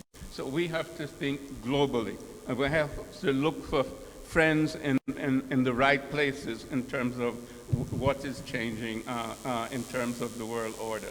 And the reason why China has made the strides that it has made in the last 50 years in bringing 50 million people out of poverty, or whatever the number is because they're a civilization and they project themselves as a global civilization. India is projecting itself as a civilization. Africa has to project itself as a civilization, and Africans. We have to get beyond the nationalism, beyond the tribalism. The AU has to really be an AU, an African Union for all of Africa and for the sixth region. So these are the things that we have to do on our side in order to generate the power that is needed to transform the systems. You cannot go up against the system, whether it's in the United States and so on, marches, etc., will have an emotional impact and will get you some superficial changes. But the systems will not change until the appropriate power is brought against it. And that will only happen when we have the allies with the new world order that's coming about. So we have to think globally. That's the point I'm trying to make. Yeah. Absolutely. So many points that you brought up that are really critical to this discussion about what it takes to build power, especially in an age where we know that there are pushes for electoral politics, and at the wave of independence on the continent, this was seen as sort of the way forward. But those, many of us know who've been involved in those fights that the path to liberation is not necessarily through an elected official, right? That it always requires the people, the masses to rise up. That's what puts the pressure on those who purport to represent us. So building power as necessary to transforming these systems. And so, Liliana, I wanted to ask you, because you referenced sort of the origins of the European Union, which is a power base that was deliberately constructed to maintain the current order. And it's been said many times, there's a space that we're in now where the global order is shifting in unprecedented ways. And so from your perspective, engaging in that space, can you talk a little bit about the strategies or some of the tactics that are being used, that you're using in your work to really to make that space even bigger, to both identify the tactics that the status quo is using, but how to navigate around them? Can you talk about some of those specifics? Thank you for this question. I think what is important to know is that these conversations in Europe are very, very new. What Europe has been very strong in doing is erasing this past and erasing these conversations in Europe. So in many countries, we are at a stage where we are still fighting to say that race does exist, that racism does exist, and that it's not only a small group of individuals who are racist. Because the way the conversation has been framed in the EU is to say it's an American problem. Europe doesn't have anything to do with the racist infrastructure. It's something that is being done only in the US. And when in 2020 there have been these protests in Europe, all the politicians pretend to discover that we have there are multiple African descent populations in Europe who have been there since 19th century, 18th century, and who have been pushing and saying there are practices of racism and who are rooted in colonialism and slavery, and that it's not something new. They have been trying to deny it, so there's a very deliberate politic of denying this past, and that has been very powerful. So the conversation is very new, and the first, I think the first strategy at this level is to just bring that conversation, allow this conversation to happen, to say it's not something that is American, it's not something that is far from your part, it's internal to your identity, because the way the European identity is constructed, articulated, is about this superior hierarchy, racial hierarchy, and the resources that has gained from the colonies and from the slave plantation, everything. It's a part of the European identity, but the strategy has been to erase that. So the first stage at this point is still like to bring that conversation, to allow it to happen. Thank you so much. So getting just the visibility of the conversation in Europe that tends to project that that's a U.S. problem, that racism is just in the U.S., and we know that that is not the case. Thank you for that. I want to turn to Dr. Hamilton, and then we'll open it up. We'll use the balance of the time for questions from the audience. But just a question, because you've been doing work in the realm of public policy that looks at how to create policies that can actually undo some of the harms from these systems that have been designed to exploit Black people. So can you just talk a little bit about some of your work, particularly in the public policy realm, that addresses some of what you described about these systems that have been dehumanizing and exploitative? Yeah, thank you. And I characterize the whole policy realm under the umbrella of inclusive economic rights. And inclusive economic rights serves as an outcome. And what is an inclusive economic right? A right to capital, to be born with a set-aside amount of resource so that when you become a young adult, you have a baseline by which you can begin some power to have some ownership, home ownership, business ownership, access to a job in a managerial or professional occupation as a right. It would include a right to health care. It would include a right to a job. In the United States context, we could talk about a federal job guarantee. So imagine a worker that engages with an employer with no viable alternative. Well, they are at the whim of that employer, or they're destined for the threat of unemployment. So a federal job guarantee empowers workers where they are. That is part of the notion of inclusive economic rights. And not only would it benefit that worker by removing that threat of unemployment, a privilege that I have as a tenured professor that empowers me to be bold in certain spheres and negotiate, but it also can be used to generate our public infrastructure, which is not being invested in. Leaving climate change up to the private sector is not going to get the job done. So we can be intentional in creating infrastructure that's grounded in people, but also physical in what they do, but also one that empowers workers where they are. And I can go on and on and on, but I know we want to get this going. So let me just end this part by trying to point out that the inclusive economic rights is not only for the outcomes that I've been describing, but they become an asset as it relates to power. In other words, what I'm trying to describe is that identity itself has some fluidity. Politics themselves has fluidity. So does economic systems. All three are related and not separable. And ultimately, there are power structures that use them for purpose. So one of the reasons that racism becomes more potent in the US is with increasing despair.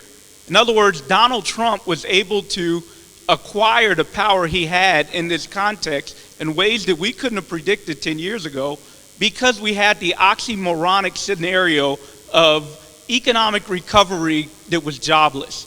So as America became unequal because we didn't have a power structure in place, then the seduction of somebody who's fascist to say however bad your lot in life may be, whoever you are, white people, at least you won't be black. At least you won't be that.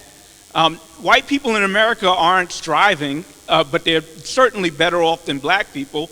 But power is able to weaponize divisions amongst people, not just in the US context. Throughout history, we've been able to divide people based on their identities, define identities, and seduce an intermediate group in order to go along with a system of accumulation for those in the elite spheres at the expense of some other. So part of an inclusive economic rights framework benefits people directly, but it's also a weapon against white supremacy. Thank you so much, Dr. Hamilton. So I think there's a lot that was shared, and I'm sure there are questions in the audience. We have our volunteers, if you can just raise your hand. If you have questions, we have time for perhaps about 3 questions. So if our volunteers can identify a few individuals to ask your questions. Yeah, thank you. I want to direct my questions / remarks at what I see as the risk for reparatory justice. This observation is in part concerned with the trap of a master narrative.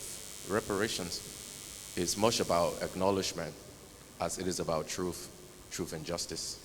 And so sometimes campaigns of reparations try to reproduce a master narrative which in effect produce a single story or oversimplify complex and diverse narrative as one. And in that process, a level of amnesia is produced that in effect reproduces the very injustice that reparations is seeking to address. In 2004, I was part of a small team at the Constitutional Hill working on the Apartheid Museum, and in the ensuing discussion, you could see that what eventually came up as the broad outlines for an Apartheid Museum was a centralized narrative about domestic engagement of apartheid in South Africa, ignoring the support from global Africa, ignoring the support from other places. What I'm trying to communicate here is that how are we mindful of this trap of a master narrative? How are we trying to avoid? Yesterday we had a very important discussions around the dialectics of the diaspora and homeland Africa. This is still very much the place here, with the trap, the risk of producing a master narrative that consciously or subconsciously lead to amnesia in setting key area that fail to acknowledge a certain truth and thereby leading to a form of injustice. Thank you. Thank you so much. So I'll ask any one of you to respond to that question. And the question is, if I can restate, especially from our conversation yesterday, that the danger of oversimplifying a narrative in a way that erases the complexities that are beneath the surface.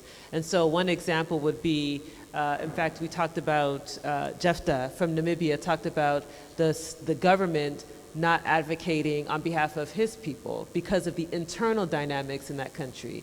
And so there's a potential danger to oversimplify the narrative, even as we're talking about reparations, in ways that ignores those nuances when you drill down a few levels below, whether they're ethnic nuances, political nuances, etc. So how do we avoid, or how do we work around the danger of that oversimplified narrative? Does that capture it? Thank you. Well,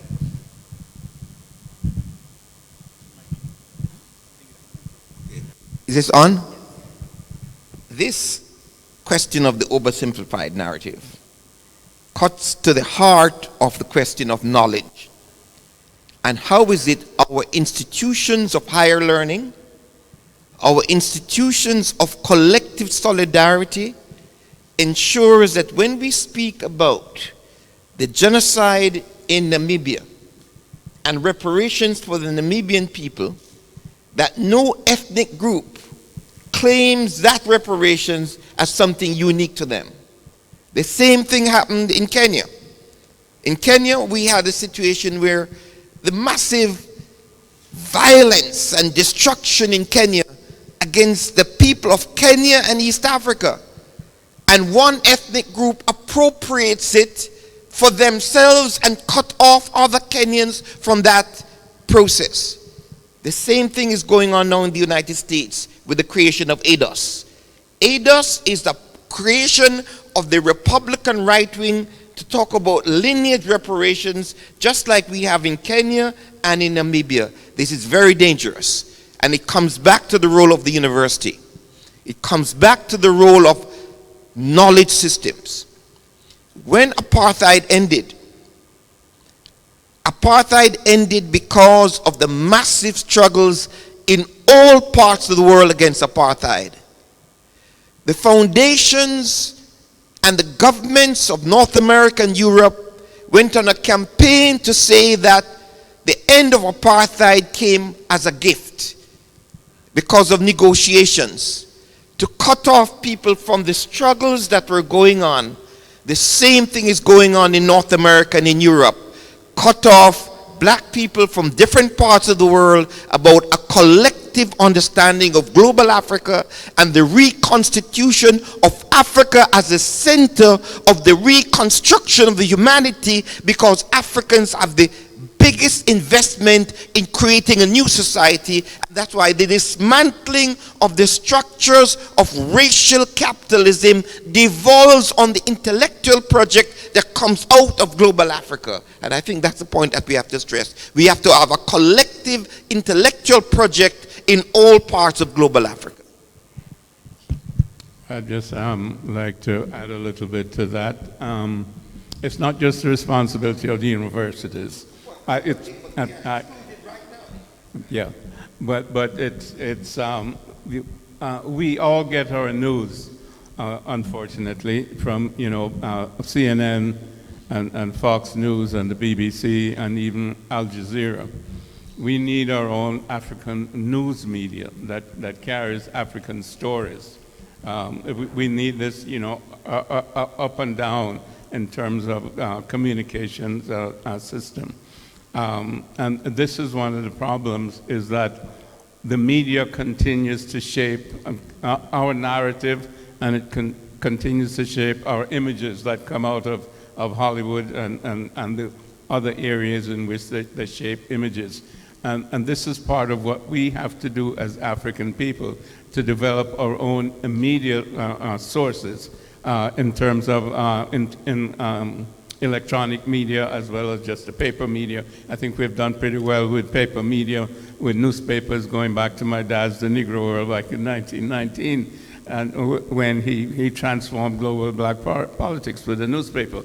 But we need to be up to date now in terms of having our own CNN, et cetera, so that this type of information that may be specific to Namibia and the Hereros, all of us know about it. Because that's part of our news, that's part of the stories that we tell, that's part of the pictures that we see, the dance, et cetera. So that's part of what we do in terms of repairing ourselves. It's the educational process, it's the information that we communicate with each other and how we network together. Yeah. I mean, knowledge is certainly political. We'd be naive to not understand that. And often strategic in its purpose. This is one of the big reasons why you want to do truth and reconciliation, to change narratives. The current narrative is one that naturalizes poverty. Truth and reconciliation is a public accounting of the past in a way not only to offer dignity for why things are the way they are, but going forward, they allow us to have new narratives to understand poverty and inequality, not only for the victims of that past, but for everybody in a better society. But that truth and reconciliation is empty without the redress. Indeed, we've seen that in apartheid South Africa. Right now, although we've had political change in South Africa, structures and systems of inequality still aren't redressed. And I know I'm not telling anybody anything they don't know, and that's because that reckoning with redress was not done. So, last thing I'll just say is that strategic opportunities within understandings and systems of oppression are also necessary. So although we can understand how power works across time, across context, across various identity groups, and I'll say something that perhaps isn't necessarily popular, but I think people will agree, we don't have a monopoly of oppression being black people. There's other forms of oppression, and I'm not trying to create a generalization of oppression. What we went through the transatlantic slave trade is very particular, and not only affects us, but is the anchor by which we define other forms of oppression. But in closing, it's also important to be strategic when things arise, so sometimes there may be specific redress in a specific context that does not diminish other redress in other contexts. I just want to add 2 points on what has been said. I think from my perspective, we have to be very cautious on this argument about like you are oversimplifying the situation, because it's also an argument that is being used by states to say you don't have anything to do with people in this context. You don't have anything to do to have with black Americans or Africans or black Europeans. So of course there are differences, there are multiple differences, and we have to include them in these common narratives. So maybe there's a way to build a common narrative without erasing the specificities of each context, of each experience. And I think the second point is that at our level, maybe there's a way to be inclusive and to make sure that there are the multiple voices in this global black environment are represented and are not, and their voices are have the same power or the same voice, are represented in the same way. Thank you. Thank you. I think we have a couple of questions, and I just wanted to emphasize also, because there are local reparations efforts taking place too. So sometimes it can seem, we're talking at the global level and it can seem overwhelming and insurmountable, but the notion of strategic opportunities is really represented in some of the local reparations efforts that are happening in municipalities, for example, in Evanston, and now spreading to in Evanston, Illinois, which is in the United States, and now spreading to other places. So those opportunities go from the local all the way up to the global level. Have we identified a couple more individuals? Go ahead. Good morning. Thank you all so much for this really generative conversation. We've heard a lot this morning about narrative. We've heard for the past few days a lot about the role of government. And I'm wondering if you would be willing to reflect a bit more on the role of social and political movements, on the role of civil society beyond protest to extended long-term organizing that I think is necessary to support narrative change or to compel governmental change. Anyone can take that question? The role of social movements and civil society. Well, I think that the point about this meeting is that we are reaffirming the reparations movement as a social movement. That the reparations movement is not a project simply to dismantle the IMF and the World Bank, to dismantle structures of white supremacy, but it is a social movement that is linked to the lineage of racial capitalism. That when Professor Beckles spoke about the 5 moments of the reparations as a social movement, is giving history to the fact that at previous periods, the Garvey period, which was the second moment of the reparation movement, out of Garveyism came Queen Mother Moore. And one cannot talk about reparations today without talking about Queen Mother Moore. Or we cannot talk about our summit that is going on now without reference to the Abuja Summit of 1993 and the Abuja Declaration on Reparations. The point about this is that in Africa, the Organization of African Unity had a commission on reparations to support that social movement.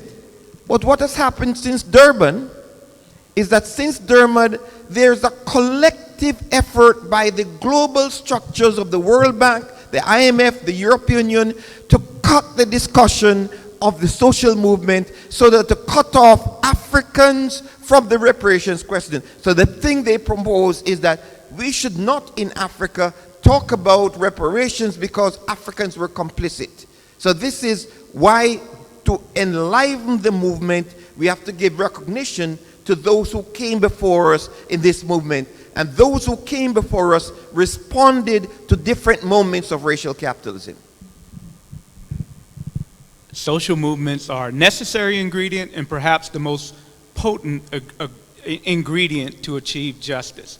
In fact, capital is always organized and always engaged in movement. So we need counter movements and we need to be organized. And the last thing is we need to be not necessarily patient, but steadfast and have a long game and not be so willing to make compromise for immediate perceived gains and compromise our values. So that's one of the other things we have in movements, a grounding in values that I think is more just. A couple of other questions. Go ahead. Yes. Okay, thank you. Good morning. Thank you very much for the fantastic and enlightening conversations. My name is Emmanuel Bensa. My day job is Deputy Executive Director of African Continental Free Trade Area Policy Network. So it's an independent civil society organization seeking to work with African Continental Free Trade Area stakeholders, sensitization, that kind of stuff. But in the other spaces that I work, I happen to also work with the Africa Peer Review Mechanism communications, which is largely about good governance on the continent. And recently I started doing some work also on health and migration in the context of regional integration with IOM. So in all these spaces that I work, I have a media background as well. I've worked with media before in Ghana. For a year and a half, I was working on radio on a show called African Focus, seeking to help people understand the necessity of understanding institutions on the continent, cross-collaborative synergies and so on and so forth. And so what I find is I think everything starts and ends with communication and visibility, okay? My day job allows me to see that there's a lot of unlearning that needs to be done across the continent. With the work that I do on the African Continental Free Trade Area and the different spaces that I work with, there's a lot of things that connect together, but a lot of people miss the boat. A lot of people are missing the point. Even this whole conversation on reparations. I had the privilege of interviewing Mahmoud from the ATJLF last year around the transitional justice policy. After the interview, I had a conversation with some of my colleagues who I know are probably a lot more experienced than I am around the African Union. A lot of them were looking at me as if they were deer in the headlights. A lot of them had never heard of the transitional justice policy. And I'm thinking, these guys, their CVs are probably longer than my height. And I'm just wondering, how is that possible? What to me, therefore, suggests is that there's a lot of very important conversations that are happening at different levels all the time. And we need to get an engaged and informed media to make sure that some of these things happen.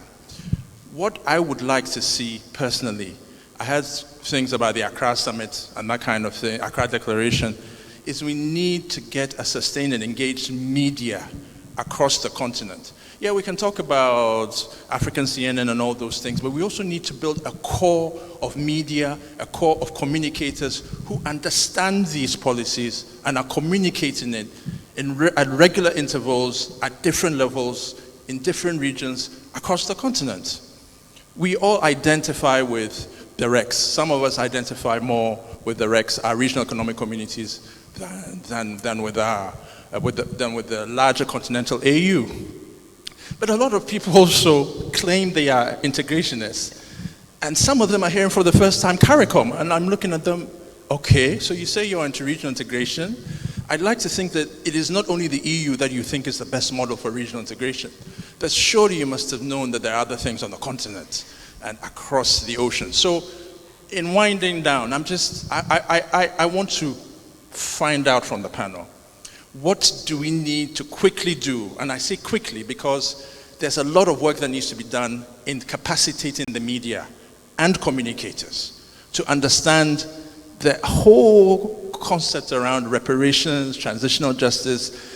It will be 6 months, or even if it's 6 months, we're getting them to understand what the transitional justice policy is about and why the conversation on reparations is important. What do we need to quickly do to make sure that that happens? Because sure, they will report on social movements and everything that's happening, anti-this, anti-that, and so on, but we need these guys on board to make sure that they are communicating the correct messages. Thank you. So that we make progress. Thank you for that. I want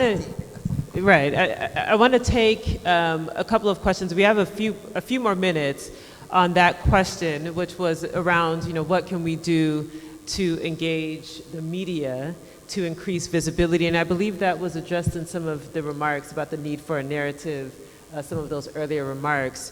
Unless, Lilian, did you have a response to that question? I don't, for like a very specific, short and very specific response, I think it would be interesting, for instance, to look at what has been done in the climate justice movement with some organizations which are specifically working on strategic communication, building or counter-attack in terms of narratives. What are some of the narratives that are skeptical about climate change, and we're seeing organizations working on building new narratives and counter-attack on that. So that could be like one of concrete way to bring this conversation at a level that is very reachable for every individual person. Thank you. And we also talked about the infrastructure, the need to build infrastructure for communications. I see a couple of hands who have microphones. Who has the microphone? Okay, Jefta. Yeah, I'm Jefta. I'm the gentleman from Namibia. And I just wanted to clarify something regarding the genocide in Namibia. Immediately after independence of Namibia, the government at the time declared that we are going to have a policy of national reconciliation. But remember, the Herero and Nama people were wiped out. They lost 100% of their land. So we had the first land conference. What are we going to do with the land that are currently owned by the majority German people or white people from South Africa, who are, Namibian citizens? The president, a revolutionary government at the time, said well, the land policy is willing buyer, willing seller. And now remember, Africans didn't have money to buy land. So the white folks put up the prices of land. The Overhero and Nama people never demanded. Then they asked their government, can we advocate for reparations from the Germans? The Namibian president said no, there is a policy of national reconciliation. The chief at the time forced the Namibian government in 2006 to adopt and make a resolution to demand payment from the Germans. It took a long time. Then the Namibian government passed that resolution, a motion that they have to engage with the German government to pay reparations for the crime they committed. However, the government of Namibia stalled that motion, never acted upon it. So the Herero and Nama people were forced to advocate their demand outside that framework. You know why? Because the German policy or foreign policy towards Namibia says we have moral and historic responsibility. So we will give you $30 million every year, or euros every year. And that was only to silence the current Namibian government not to advocate on behalf of those who were affected by the genocide. And you have to understand also that genocide and crimes are also, even though it's a collective memory of the Namibian state, is also a tribal memory. When you talk about the social movement, how can we create those ethnic groups that were directly affected, or tribal group, no matter how you want to call it, to be part of the social movement? We wanted to be part of that social movement to advocate for the Namibian reparation. But the current government refused because they get bilateral assistance from Germany. So the African state is also a failed state. It's not necessarily a unitary state, not necessarily a revolutionary state. It was. So we have to look in that context when we're advocating for reparations. For even the AU, African Union, they fail us. Germans said, like, we'll give you 1.1 billion euros over 30 years. We were excluded from the negotiation. The African Union never advocated for us. So we created an alternative space to advocate for ourselves. And those, my staff, like the Mau Maus and whatever, they advocated because the state failed to advocate for them. So just be aware of that. Thank you. Thank you so much, Jefta, for that context. And it's clear that there are layers that we can go down to really unpack how the process unfolded, because that's the learning that we need as we move forward. I want to take just the last 4 minutes that we have for final comments from our panelists, understanding that we can carry these conversations into the lunch hour. And if there are additional questions, please, I hope that our panelists will avail themselves to engage in dialogue. But just a 30-second to 1 minute final comment as we close out this conversation on the systems and structures as it relates to this reparations work. Just final thoughts to leave with our with the audience.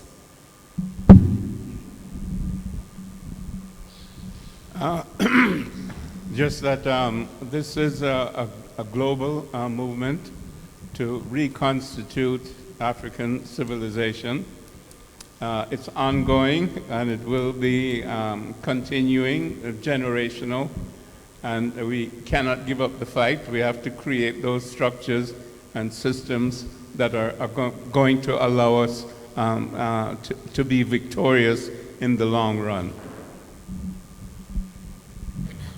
I think the point that was made about the reparations movement as a social movement that reconstitutes itself at every moment that is challenged, we have to reaffirm this, but we have to be cognizant of the moment in which we live.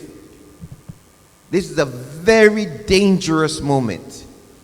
The war against the peoples of Ukraine is a war which is based on a war to destroy the European Union in its present form so that the United States can militarily manage the international system.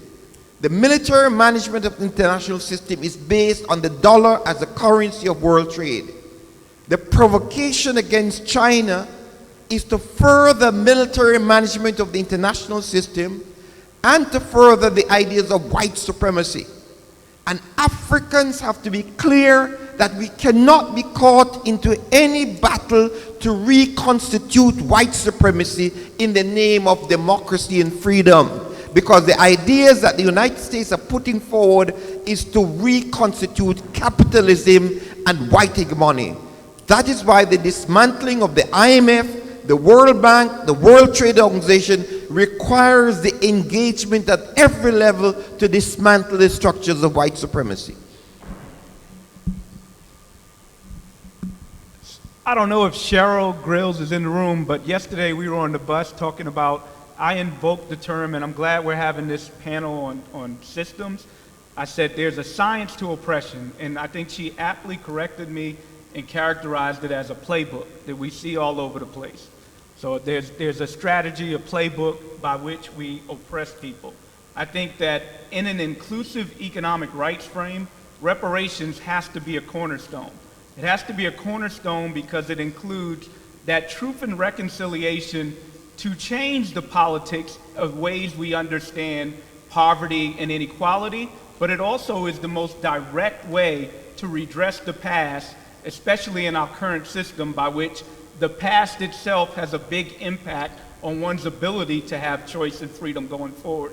So I'm going to just end with this last point, which is it has never been the case that economic rights should have been separated from human rights. Regardless of ideological perspectives of socialism, capitalism, economic rights has to be a grounding in our understanding of human rights. And we need to do it in a way to make sure that all groups are included in the way we intentionally structure it, design it, and manage it.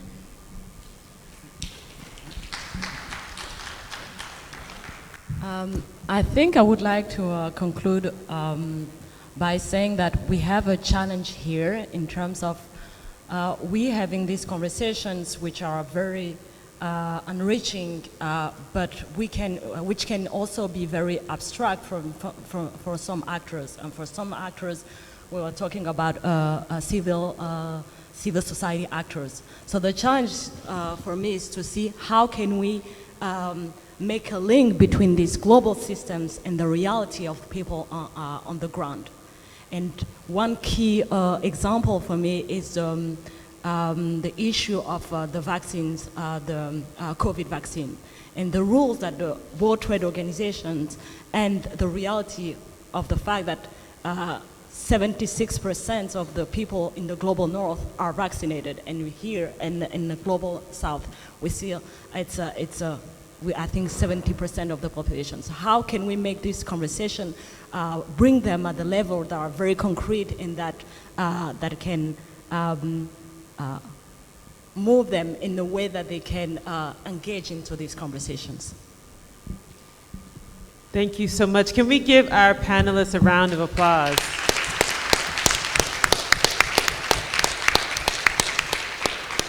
On behalf of the conference organizers, we want to thank you for sharing, for enriching us with this dialogue, and for giving us so many things to take away into the next session.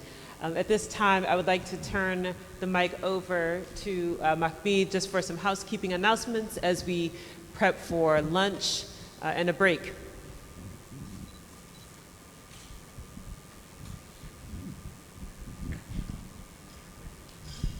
Thank you very much. I'll just hand over to Brian for a few announcements, and then we'll do housekeeping. How do you dismiss elders? Can you help me? In our culture, how do we dismiss elders? You don't know? Asante ni sana, asante mzee.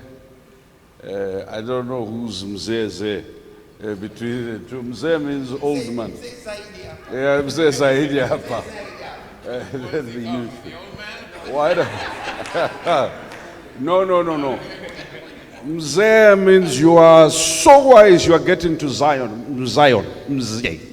You can see the promised land. Can we just thank them? Thank you so much. Before they leave, and before we go for lunch, for purposes of transparency, my core and I, conspiring with Mahmoud, realized that we had done multiple breaches of protocol, but we operate in the province of blackness, which is a province of grace. And Nicole knows that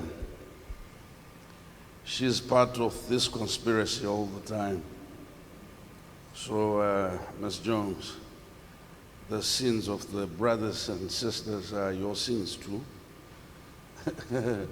So I wanted to just indicate to you, we think that there needs to be a proper outcome, and there have been several people taking notes of these proceedings, and we realize that the real danger may be that we will slip up and then end and then have.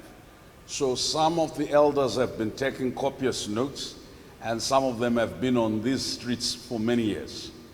But we thought that this is an opportunity for an intergenerational, cross-disciplinary approach to determining what is that succinct, short, sharp outcome of this meeting. As you were advised before, there were consultations or deliberations in Bellagio. There have been deliberations here in this auditorium, the experiencing with the healing sessions. So we were going to ask my core, together with Brother Cam Howard. Brother Cam Howard, where are you? You know, I have many brothers, but Cam Howard is no, don't worry about it. So if you just look at a brother who looks fine, right, that's Cam, okay? He's coming. Dr. Amara is here. She's going to co-chair with Cam. And Lillian, our sister there, isn't she? She missed her flight. Instead of going back home, she came. Why don't we give her a warm welcome? And you did well amongst the elders, so we now call you Elder Lillian. Right? Our sister Kumba Ture. So when you talk about movements, Kumba leads one of the largest movements that's transcontinental across countries. So I leave her and Horace and Professor Campbell to be discussing how they factor in the one-doing of Pan-Africanism, that we can't afford to talk about reparations without mentioning a brother who's been elevated and gone to glory. And he's with the ancestors. His name is Tajuddin Abdul Rahim, the first Secretary General of the Pan-African Movement. Of the Global Pan-African Movement. If there's anybody who was so reckless in the face of fire, so fierce in asserting our collective identity, it is Brother Tajuddin Abdul Rahim. So much so that even Dr. Shetima, who's refused to name his dog after me, named a whole building after Tajuddin. We will settle this. Dr. Joy, I need healing from this Shetima. At least name a cat after me, so that occasionally you say Brian or Tamuka. So Kumba Ture heads, so Kumba will join the drafting team. The person who heads the biggest African-based think tank of progressive intellectuals is a gentleman wearing a beautiful shirt there. I almost said a beautiful gentleman. His name is Dr. Godwin Murunga. He is a celebrated African academic. He is in humility set here. He is the executive secretary or executive director in American terms of Codesria.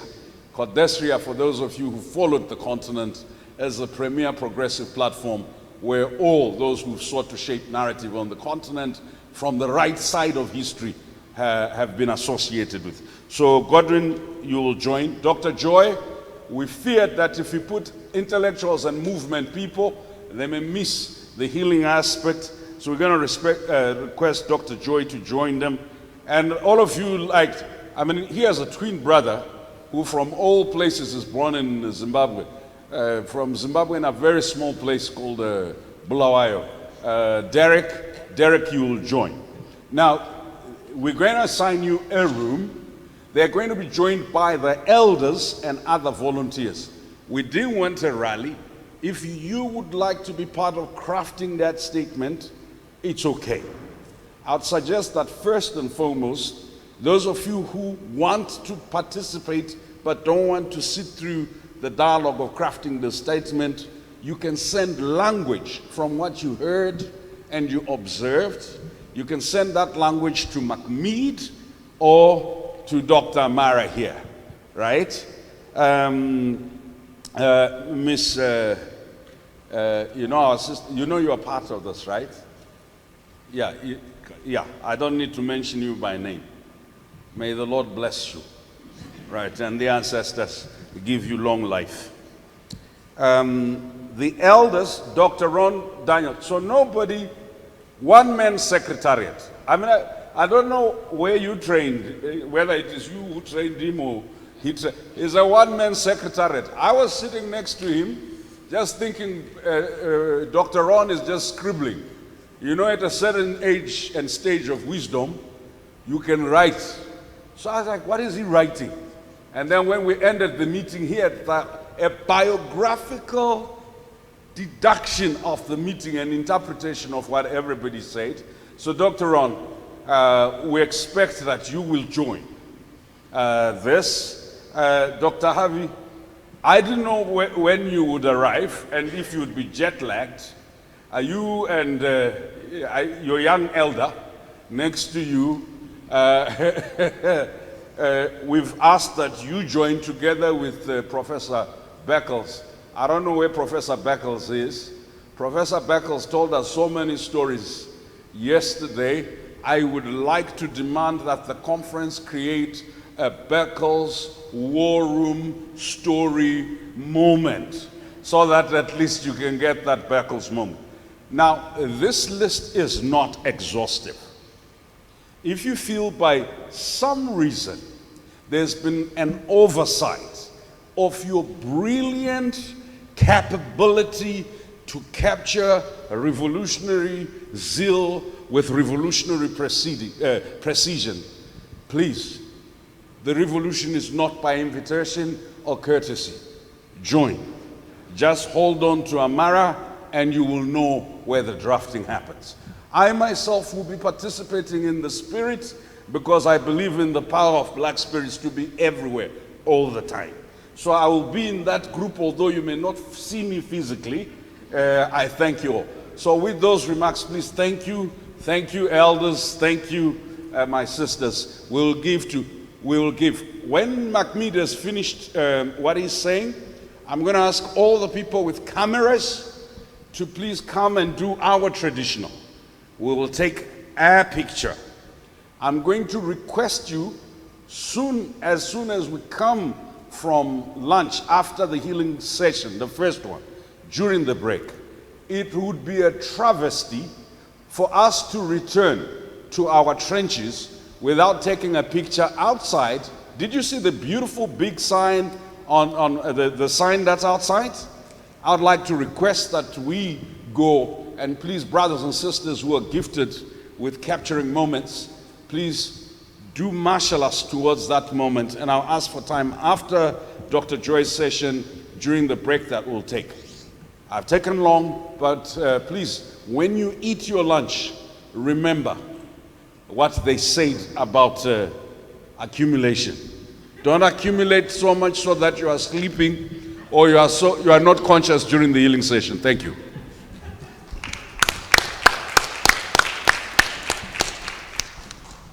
Thank you very much, Brian. So just a few quick housekeeping.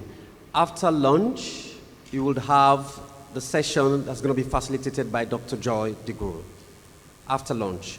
It is not what you have on your program. We've made some changes on the program. And then for those of you who may be traveling on Friday, please let us know if you want to have us support you with the PCR test. We will have to invite the clinic to come here tomorrow and take the test.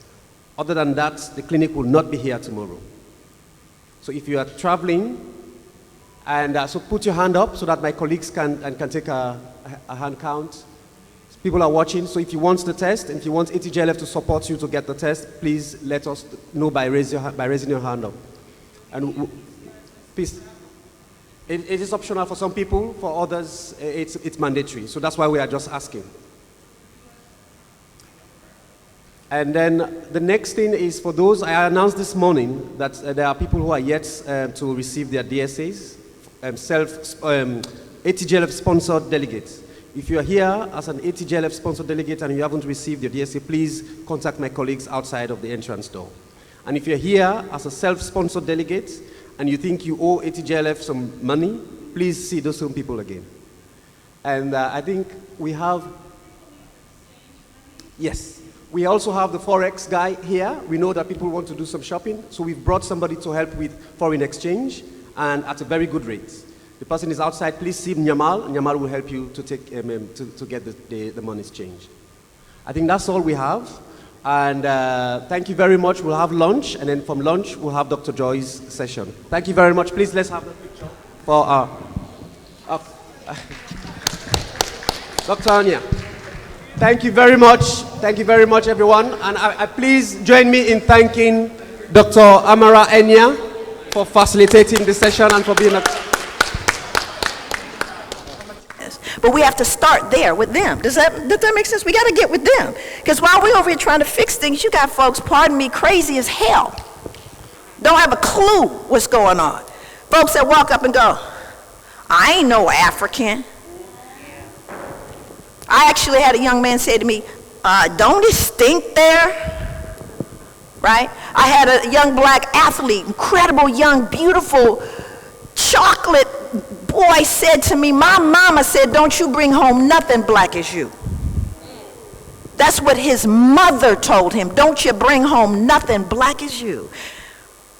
And when you see her, she is a picture of beauty. Chocolate woman who was invisible to the people in her own community, who was looked over. The black men didn't look at her, you see. So she was passing that pain and that injury on to him, and he promptly went out and got pregnant someone that didn't look like him, so that child that was born did not look like him. So while we're over here talking about trying to get the reparations, we got to make folks know what that means.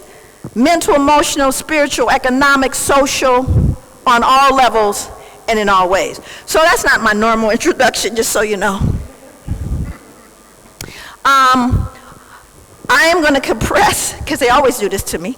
This is the people, they believe in me, and they think I could pull off in an hour and a half healing. And I don't think you can heal something when you don't know the nature of the injury. And too many of us don't know on the continent and not on the continent. And so what we have to recognize about this is that, you know, I have 3 evidence-based models that I have written that are now being used in the United States, and in some parts out, even in India, the model is being used. It is evidence-based, simply meaning someone counted and measured it and found it effective. Well, I already know how to cross my T's and dot my I's to get into rooms. That's why I have 4 degrees. But I recognize that people will come up to me, and usually white people, you know, Dr. Joy, we'd love to have your model. I bet you would. And I will promptly say no. I said, because you have some mistaken assumption that you could take my model, you know, look at the bullet points and you got it clear. No, this is heart work. And my sisters will tell you that, all of us in the audience that are really devoted to this healing piece, this is heart work. We can do the cerebral work, I can do that, but in a word, it's a lot bigger than that, right? It's the reason why when our children come home with bad grades in America, black children come home with a bad grade, and parents ask them, how come you got this bad grade? How come you got a D? I'm going to have the folk from America answer this question, because they say it's because my teacher doesn't. How come you knew? And why is it so important for our children to be liked? They've been telling us for generations, I need my teacher to like me. And we know when you don't. Because we can read you before developmental charts say you should be able to read. We can read your behavior, and that's what we call it, reading it. They may not even be able to articulate it, but they can read your behavior as young as 4. That's not supposed to happen till 7 to 10, developmentally. But our children are always developmentally ahead. Did you know that? Ask any pediatrician. Black children are always ahead of white children. They'll go, well, you know, the child should be rolling over at this point. Well, he cooking breakfast. I don't know what you're talking about. Y'all, you got it twisted. So the point here is that as we start looking at healing, the reason I don't give that model is because I realize that you need to have done the hard work yourself in order to be in spaces with our children so that you don't do them harm. I'm going to show you some of that harm. Okay, moving ahead. This is a 10-week graduate level course that I'm compressing an hour and a half. So I have to really figure out what it is I'm going to share. I share this slide, and I want to share this for my African and my African American folks, because we are faced with something really toxic when we move into, actually I can read that one better. We're in toxic spaces where we're constantly being told, get over it. You know, I wasn't there, okay? They're always dismissive of our experience. And my sister here, Isabel Wilkerson, really pointed it out very well in the book Caste, The Origins of Our Discontent. We in the developed world are like homeowners who inherited a house on a piece of land that is beautiful on the outside, but whose soil is unstable loam and rock, heaving and contracting over generations, cracks patched, but the deeper ruptures waved away for decades, centuries even. Many people might rightly say, I had nothing to do with how this all started. I have nothing to do with the sins of the past. My ancestors never attacked indigenous people, never owned slaves, and yes, not one of us was here when this house was built. Our immediate ancestors may have had nothing to do with it, but here we are, the current occupants of a property with stress cracks and bowed walls and fissures built into the foundation. We are the heirs to whatever is right or wrong with it. We did not erect the uneven pillars or joists, but they're ours to deal with now. Any further deterioration is in fact on our hands. Unaddressed, the ruptures and diagonal cracks will not fix themselves. Toxins will not go away, but rather will spread, leach, and mutate as they already have. You see, when people live in an old house, they come to adjust to the idiosyncrasies and outright dangers skulking in an old structure. They put buckets under a wet ceiling, prop up groaning floors, learn to step over that rotten wood tread in the staircase. The awkward becomes acceptable, and the unacceptable becomes merely inconvenient, and live with it long enough, and the unthinkable becomes normal. Exposed over generations, we learn to believe that the incomprehensible is the way that life is supposed to be. Doesn't matter if you were there or I was there. We're dealing with the residual impacts of something horrific, and we've got to deal with it. So when they say to me, oh, Dr. Joy, get over it, I wasn't there. I'm always curious about why they always give you the pushback. When I wrote the book, Post-Traumatic Slave Syndrome, America's Legacy of Enduring Injury and Healing, I got so much pushback, first from my colleagues in the academy, the other professors, oh, you don't want to use that name. It's so disturbing. Check, that's exactly the name I'm going to use.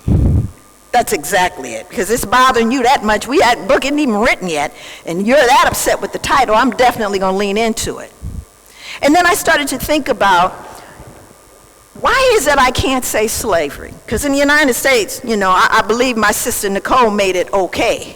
She really currently made it very okay to talk about slavery. But you know, I grew up in a discipline, I grew up in an understanding that we don't get to tell our stories, talking about not even having a narrative. But I wondered why it was folks got all out of joint when I said slavery, but I could say Holocaust. I was curious about that. I was curious why I didn't get the pushback if I said Holocaust. And what I realized is that the Jewish community, they don't care what you think. Never have. And they're going to honor their Holocaust, you see. They're going to tell their children, and then they're going to tell their children. And if anyone gets confused, Spielberg will make another movie. But what we're not going to do is not acknowledge our Holocaust. I didn't ask anyone's permission to acknowledge mine. I don't have any fluff and filler in what I share. Everything is important. The Sankofa symbol to return and get it.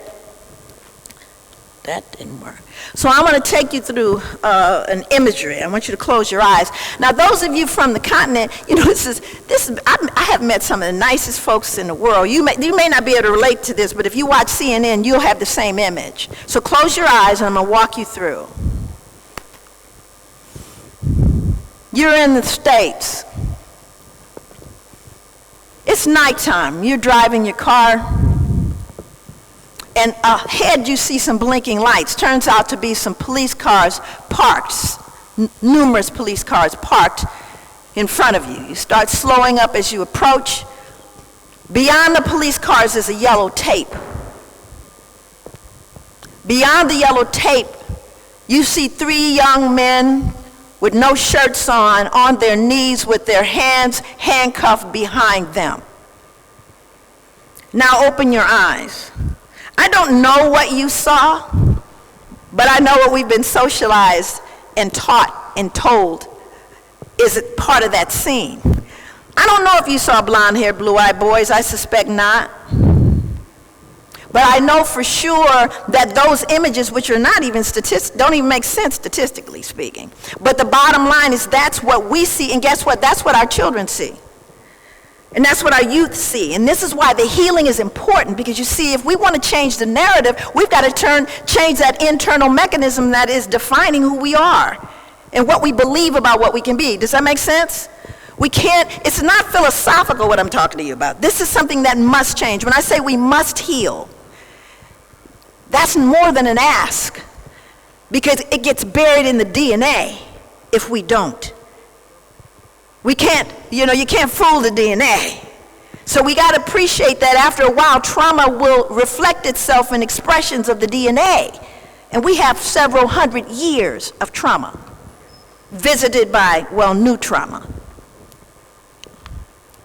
Well, there's a young man who doesn't have his shirt on. You see him there in the water. This is 16-year-old Corian Evans, a Mississippi teen who saved 3 girls and a police officer from drowning after the girl's car sank in the river.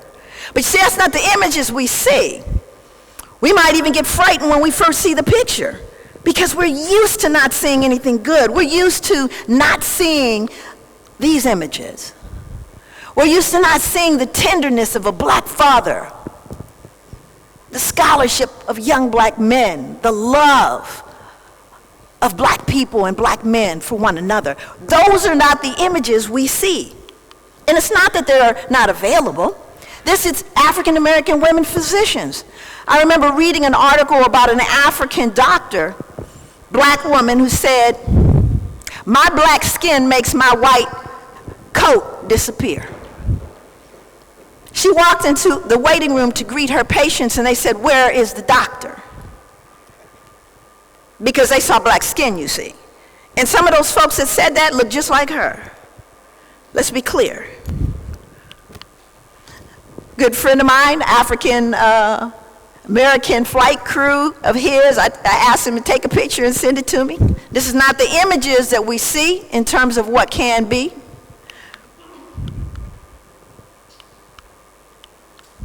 We certainly don't consider that when we consider justice. I actually feel sorry for her at this point, because you talk about swimming in toxins. We need more light about each other. Light creates understanding, understanding creates love, love creates patience, and patience creates unity. I'm for truth, no matter who tells it. I'm for justice, no matter who it is for or against. I'm a human being first and foremost, and as such, I am for whoever and whatever benefits humanity as a whole. And of course, these are the words of Malcolm.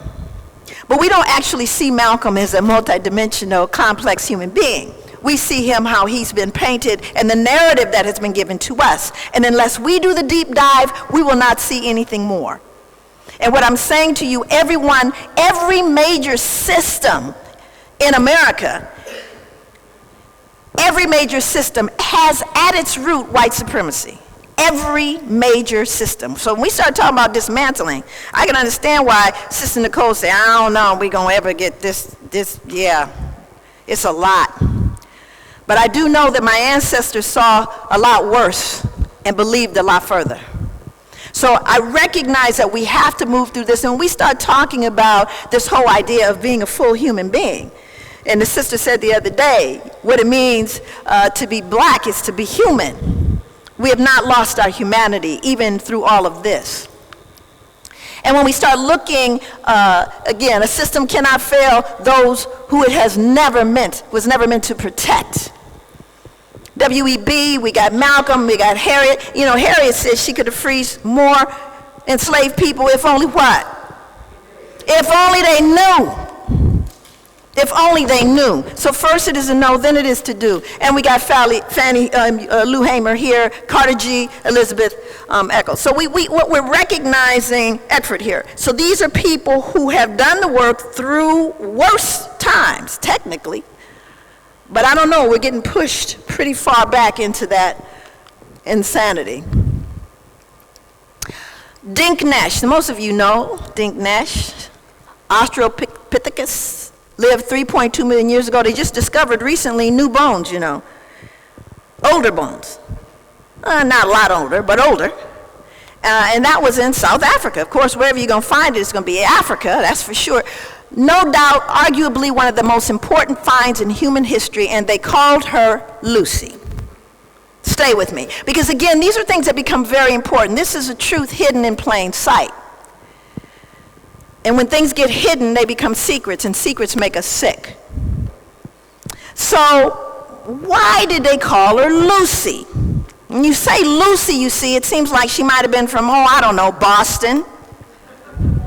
But when you say Dink Nash, you're probably pretty sure she wasn't from Boston, which is precisely why they did it. They said it had something to do with a Beatles song, Lucy in the Sky, which is too insulting to even suggest. But the problem is they're still telling the lie today, right? So when our children go, do we check to see if they're saying Dink Nash or Lucy, even in mentioning her? I saw an article recently that said Lucy also called Dink Nash. That was huge. I mean, it was just huge that they said. I think it should be the other way around. Dink Nash also called Lucy. But again, we have to recognize that the truth is not going to show up unless we insist that it does. It becomes a little more personal to me. That's my family.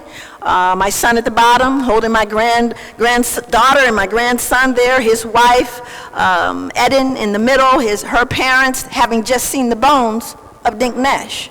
It's important for me, for my children and my grandchildren to know upon whose shoulders they stand. That legacy that we're talking about, that connection that we've gotten while we were here, that connection that all of a sudden, since we've been here a few days, starts feeling less foreign, more natural. You know what I mean? Because we start realizing, God, we were really bought into the lie, even in the cells of our bodies, feeling estranged from each other. So glad that Brother Brian said, come and sit together, because we are one people.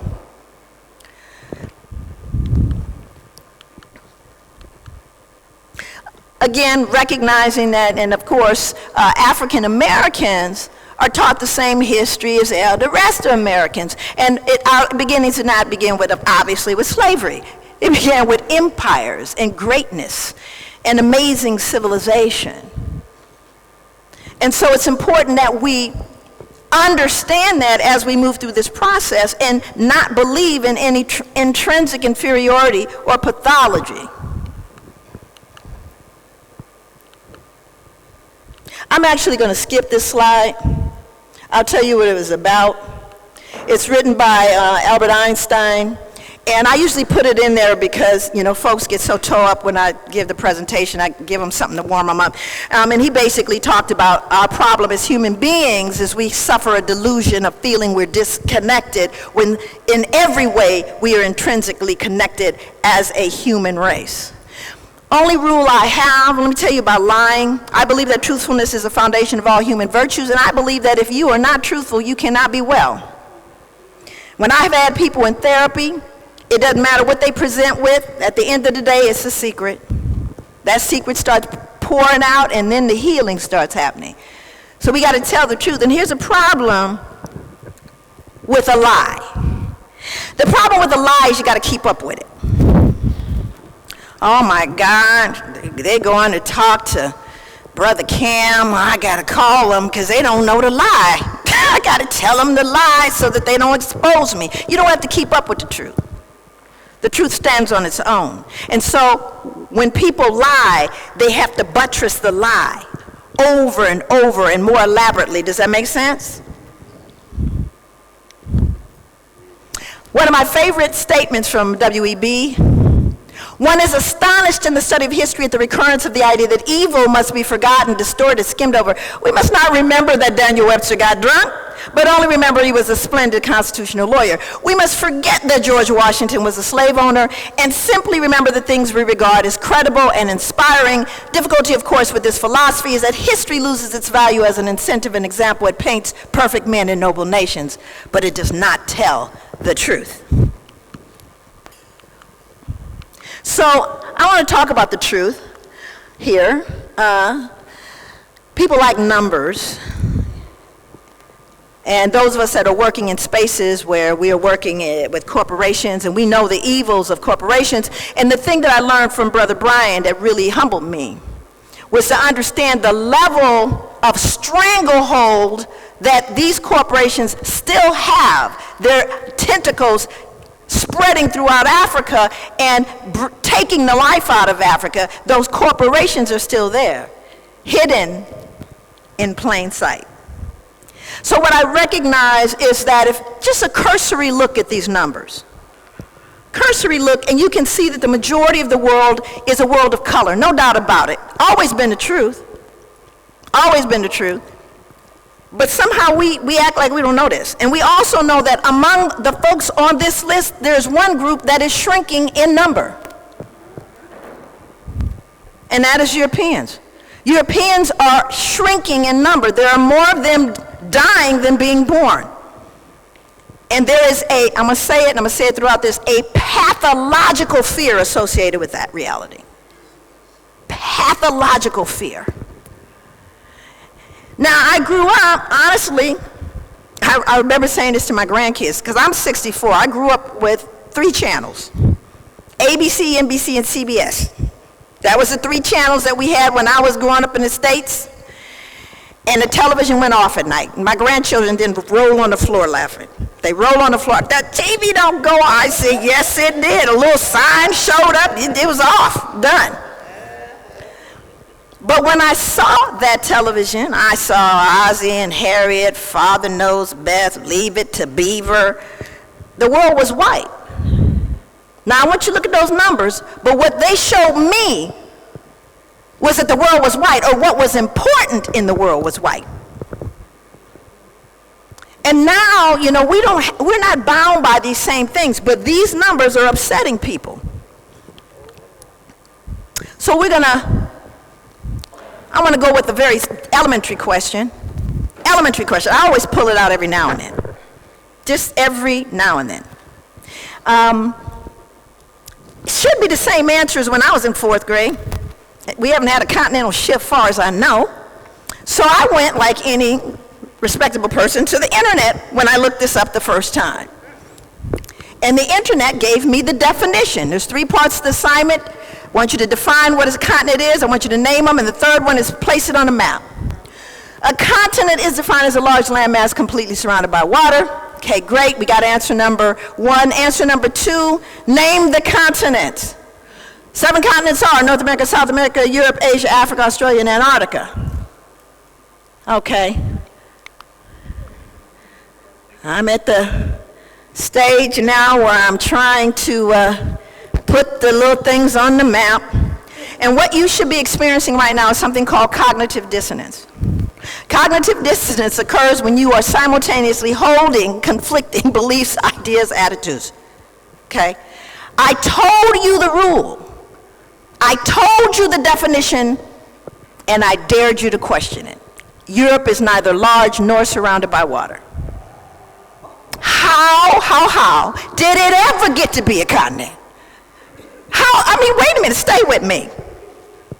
Hidden in plain sight. Told you what it was, a large landmass completely surrounded by water. It is neither. So now we got to deal with your dissonance. They knew that didn't make sense, so here's how they did it. Political considerations have often overridden geographical facts when it came to naming continents. Stay with me. I want to unpack the sentence. Political we gonna lie. All that is liar, liar, pants on fire. Okay, so then they try to explain what they mean. Geographically, Europe, including the British Isles, is a large western peninsula of the continent of Asia. And many geographers, when referring to Europe and Asia, speak of the Eurasian continent. Now you see, we talk about writing the narrative. And then I decided, I said, well, let me just see what they're saying more recently, because surely they've changed a little bit. First of all, let's look at Africa. You see what can fit in Africa? Look at what can fit in Africa. They didn't teach it to me like this. I didn't have a perspective as a child. I didn't understand just how great Africa was and is. All that can fit inside of Africa. Just saying. So then we started at the bottom. This is 2011, because we're experiencing cognitive dissonance. The continents of Europe and Asia, for example, are actually part of a single enormous piece of land called Eurasia. Okay, let's see why. But linguistically and ethnically, the areas of Asia and Europe are distinct, and because of this, most geographers divide Eurasia into Europe and Asia. See, they're trying to make sense of the lie. Remember, you have to keep up with a lie? All right, so then I went to 2017. I haven't checked 2022. I only got up to 2021. I don't know what they're saying now. But Europe is considered a separate continent from Asia because of its distinct historical, culture, and political identity rather than any clear geographical demarcation. See how we're changing the rule? Okay, now we're going to get to 2021. Wikipedia, let's see what they're saying. A continent is one of several large land masses generally identified by convention rather than any strict criteria. We're just making stuff up. But there's an easy way to resolve this dichotomy, if you will, this lie. Europe gets to be a distinct, cultural, linguistic, all of that you get to have that. You just don't get to be a continent. You just can't be a continent. Does that make sense? They're not a continent, but you get to be you. But Europeans said, well, everybody else got a continent. We just gonna have us one. That's how they do. I'm not going to read this. I'm going to skip that. But I want to start with what I consider the first contradiction that resulted in cognitive dissonance. The first contradiction. And that was that notion of freedom and democracy. Freedom and democracy, at the same time you're committing genocide against indigenous people in the United States and committing the horrific act of American chattel slavery for hundreds of years enacted upon people of African descent, a level of anti-blackness. So what I have to do is unpack this to help understand how do you resolve the conflict associated with cognitive dissonance. Again, the anxiety that results from simultaneously holding contradictory or otherwise incompatible attitudes and beliefs. The first thing you must do, remember this is going to be important, is you must justify your behavior. Anyone in mental health knows that once you can justify that behavior, you begin to ease conscience, feelings of guilt, feeling of accountability. So we've justified it. The second thing you have to do, now remember, we're talking about oppressing and subjugating an entire group of people. And it doesn't matter who the group is, by the way. In this case, we're looking at people of African descent. But in order to oppress and subjugate an entire group of people for hundreds of years, you justify it. The second thing you do is you relabel them to fit your behavior towards them. So everybody feels okay about it. Yeah, this makes sense. In other words, they deserve to be enslaved. And every major institution was complicit in making certain you thought that. I go to the remarks of Thurgood Marshall, the first African-American Associate Justice of the Supreme Court. This is Thurgood's response to an invitation in 1987 to commemorate the celebration of the 200th anniversary of the writing of the Constitution. These are his words, and I quote, "The focus of this celebration invites a complacent belief that the vision of those who debated and compromised in Philadelphia yielded the more perfect union it is said that we now enjoy. I cannot accept this invitation." He said, "No, I do not believe that the meaning of the Constitution was forever fixed at the Philadelphia Convention, nor do I find the wisdom, foresight, and sense of justice exhibited by the framers particularly profound." He goes on to say, to the contrary, this particular document was defective from the start. requiring, how do we know it was effective? It required a momentous social transformation. It required a civil war. And all of the, well, amendments. So then comes the question, when we start looking at this particular statement around all of the statements that have been made around George Floyd, I want you to look at that officer. I deliberately kept him out of that photo because he didn't deserve to be seen in that way. But I want you to look at the face of that person. And then we're going to look at this quote. Writing for the Supreme Court in 1857, Chief Justice Taney penned the following passage in the Dred Scott case on the issue whether in the eyes of the framers of the Constitution, slaves were constituent members of the sovereignty and were to be included among the first three words of the preamble, we the people. We think they are not. They are not included and were not intended to be included. They had for more than a century before been regarded as beings of an inferior order and altogether unfit to associate with the white race. And here is a sentence that you see in the eyes of that man with his knee on the neck of our brother George Floyd. And so far inferior that they had no rights which the white man was bound to respect. You have no rights that the white man is bound to respect. And that is what you saw in the eyes of that officer. Again, it's not the past. It's the present.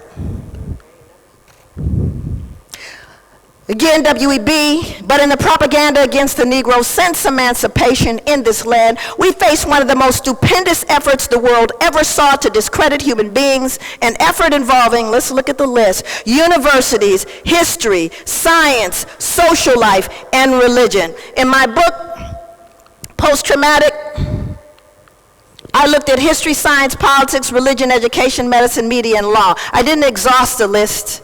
It's just all I had time to write about. So when I say to you that every major institution in America has at its root white supremacy, you understand how deep and thick this is. All of them had to be complicit. All of them had to sign off to remove the cognitive dissonance that suggests that they were superior. They were civilized, moral, intelligent. Because you see, when we start unpacking this stuff, we see who's barbaric. And that messes with your head. So to remove the dissonance, every major institution had to sign off on this. That's why we can't rest. That's why we need every lane. You can be sure I'm going to be in mine.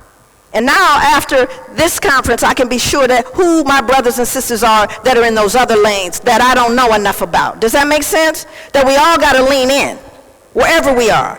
Whether you have a degree or whether you are in this room, everyone has to lean in how they can. Because this has been hundreds of years in the making. They have no intention of letting go anytime soon. I show this because I just wanted to capture how you can move something. How you can move something. So how many people here have been to the Statue of Liberty? Show of hands. Okay. So I had never been to the Statue of Liberty, and actually, I think it was the same year I came to Ghana the first time, 2008. I have a friend, his name is Floyd Myers. And those of you that know the music of Heavy D, this is his brother. And he lives in Mount Vernon, New York. We're like family. So Floyd got a new job. He called me and said, Joy, I got a new job. I said, what is it? He says, I'm working for the Department of the Interior, and I'm over all the national parks in the state of New York. I said, oh, okay. He said, so I want you to come to the Statue of Liberty. I said, no. He said, why, Joy? I said, because it's going to make me mad. My husband will tell you, when I come home, prior to COVID, when I come home from talks, my husband will always stop me and say, do you want to know? Because something will have happened while I was gone. And he said, do you want to know, Joy? And it may be, a George Floyd or a Trayvon or... So, as I'm talking to Floyd, Floyd says, well, Joy, why don't you want to come? I said, because, I got some information on, I was in France and saw the original renderings by Bartholdi, the sculptor. So I knew that the Statue of Liberty that that we know about. And I want to, that's Floyd. But the Statue of Liberty, and a lot of people who've never been don't realize how tall the pedestal is that she's on. But when we look at this particular picture, I think they've actually done some changes even more recently to what she's holding in her left hand. Because what she's holding in her left hand, when I was there on the tour, they said, yeah, don't know, can't call it. These are the tour guides. I'm not kidding. They said, geez, can't call it. So it's a little rectangular thing with a Roman numeral on it. That was on it, right? In her right hand, she has a torch. But I knew, because I saw the original drawing by Bartholdi, that she was holding broken chains. I knew it, because I'd seen it. So I said, Floyd, I can't come because, they're going to make me mad because they're going to lie. I know they're going to lie. And he says, no, come on, Joy. I'd give you a pass. You can go up in her eye and everything. I said, okay. So I go to the Statue of Liberty. In that little circular area where I showed you, that was where they gather everyone, they assign you to a ranger, and then the ranger tours you and tells you more than you ever want to know about the Statue of Liberty. But this one was really enthusiastic. He says, hello, I'm here to tour you. And if anyone here at any point, I'm moving too fast or anything, just raise your hand. Yeah. Yeah, I was wondering about the chains. So now you got people from all over the world, every 20 minutes getting off a ferry. They're now translating in a language. She said something about chains. She said something about chains. So we move on. And this is a bad picture. I want you to this bad picture because I took it. But you can see Floyd's little face bouncing and mine off the little glass because I'm looking for the document.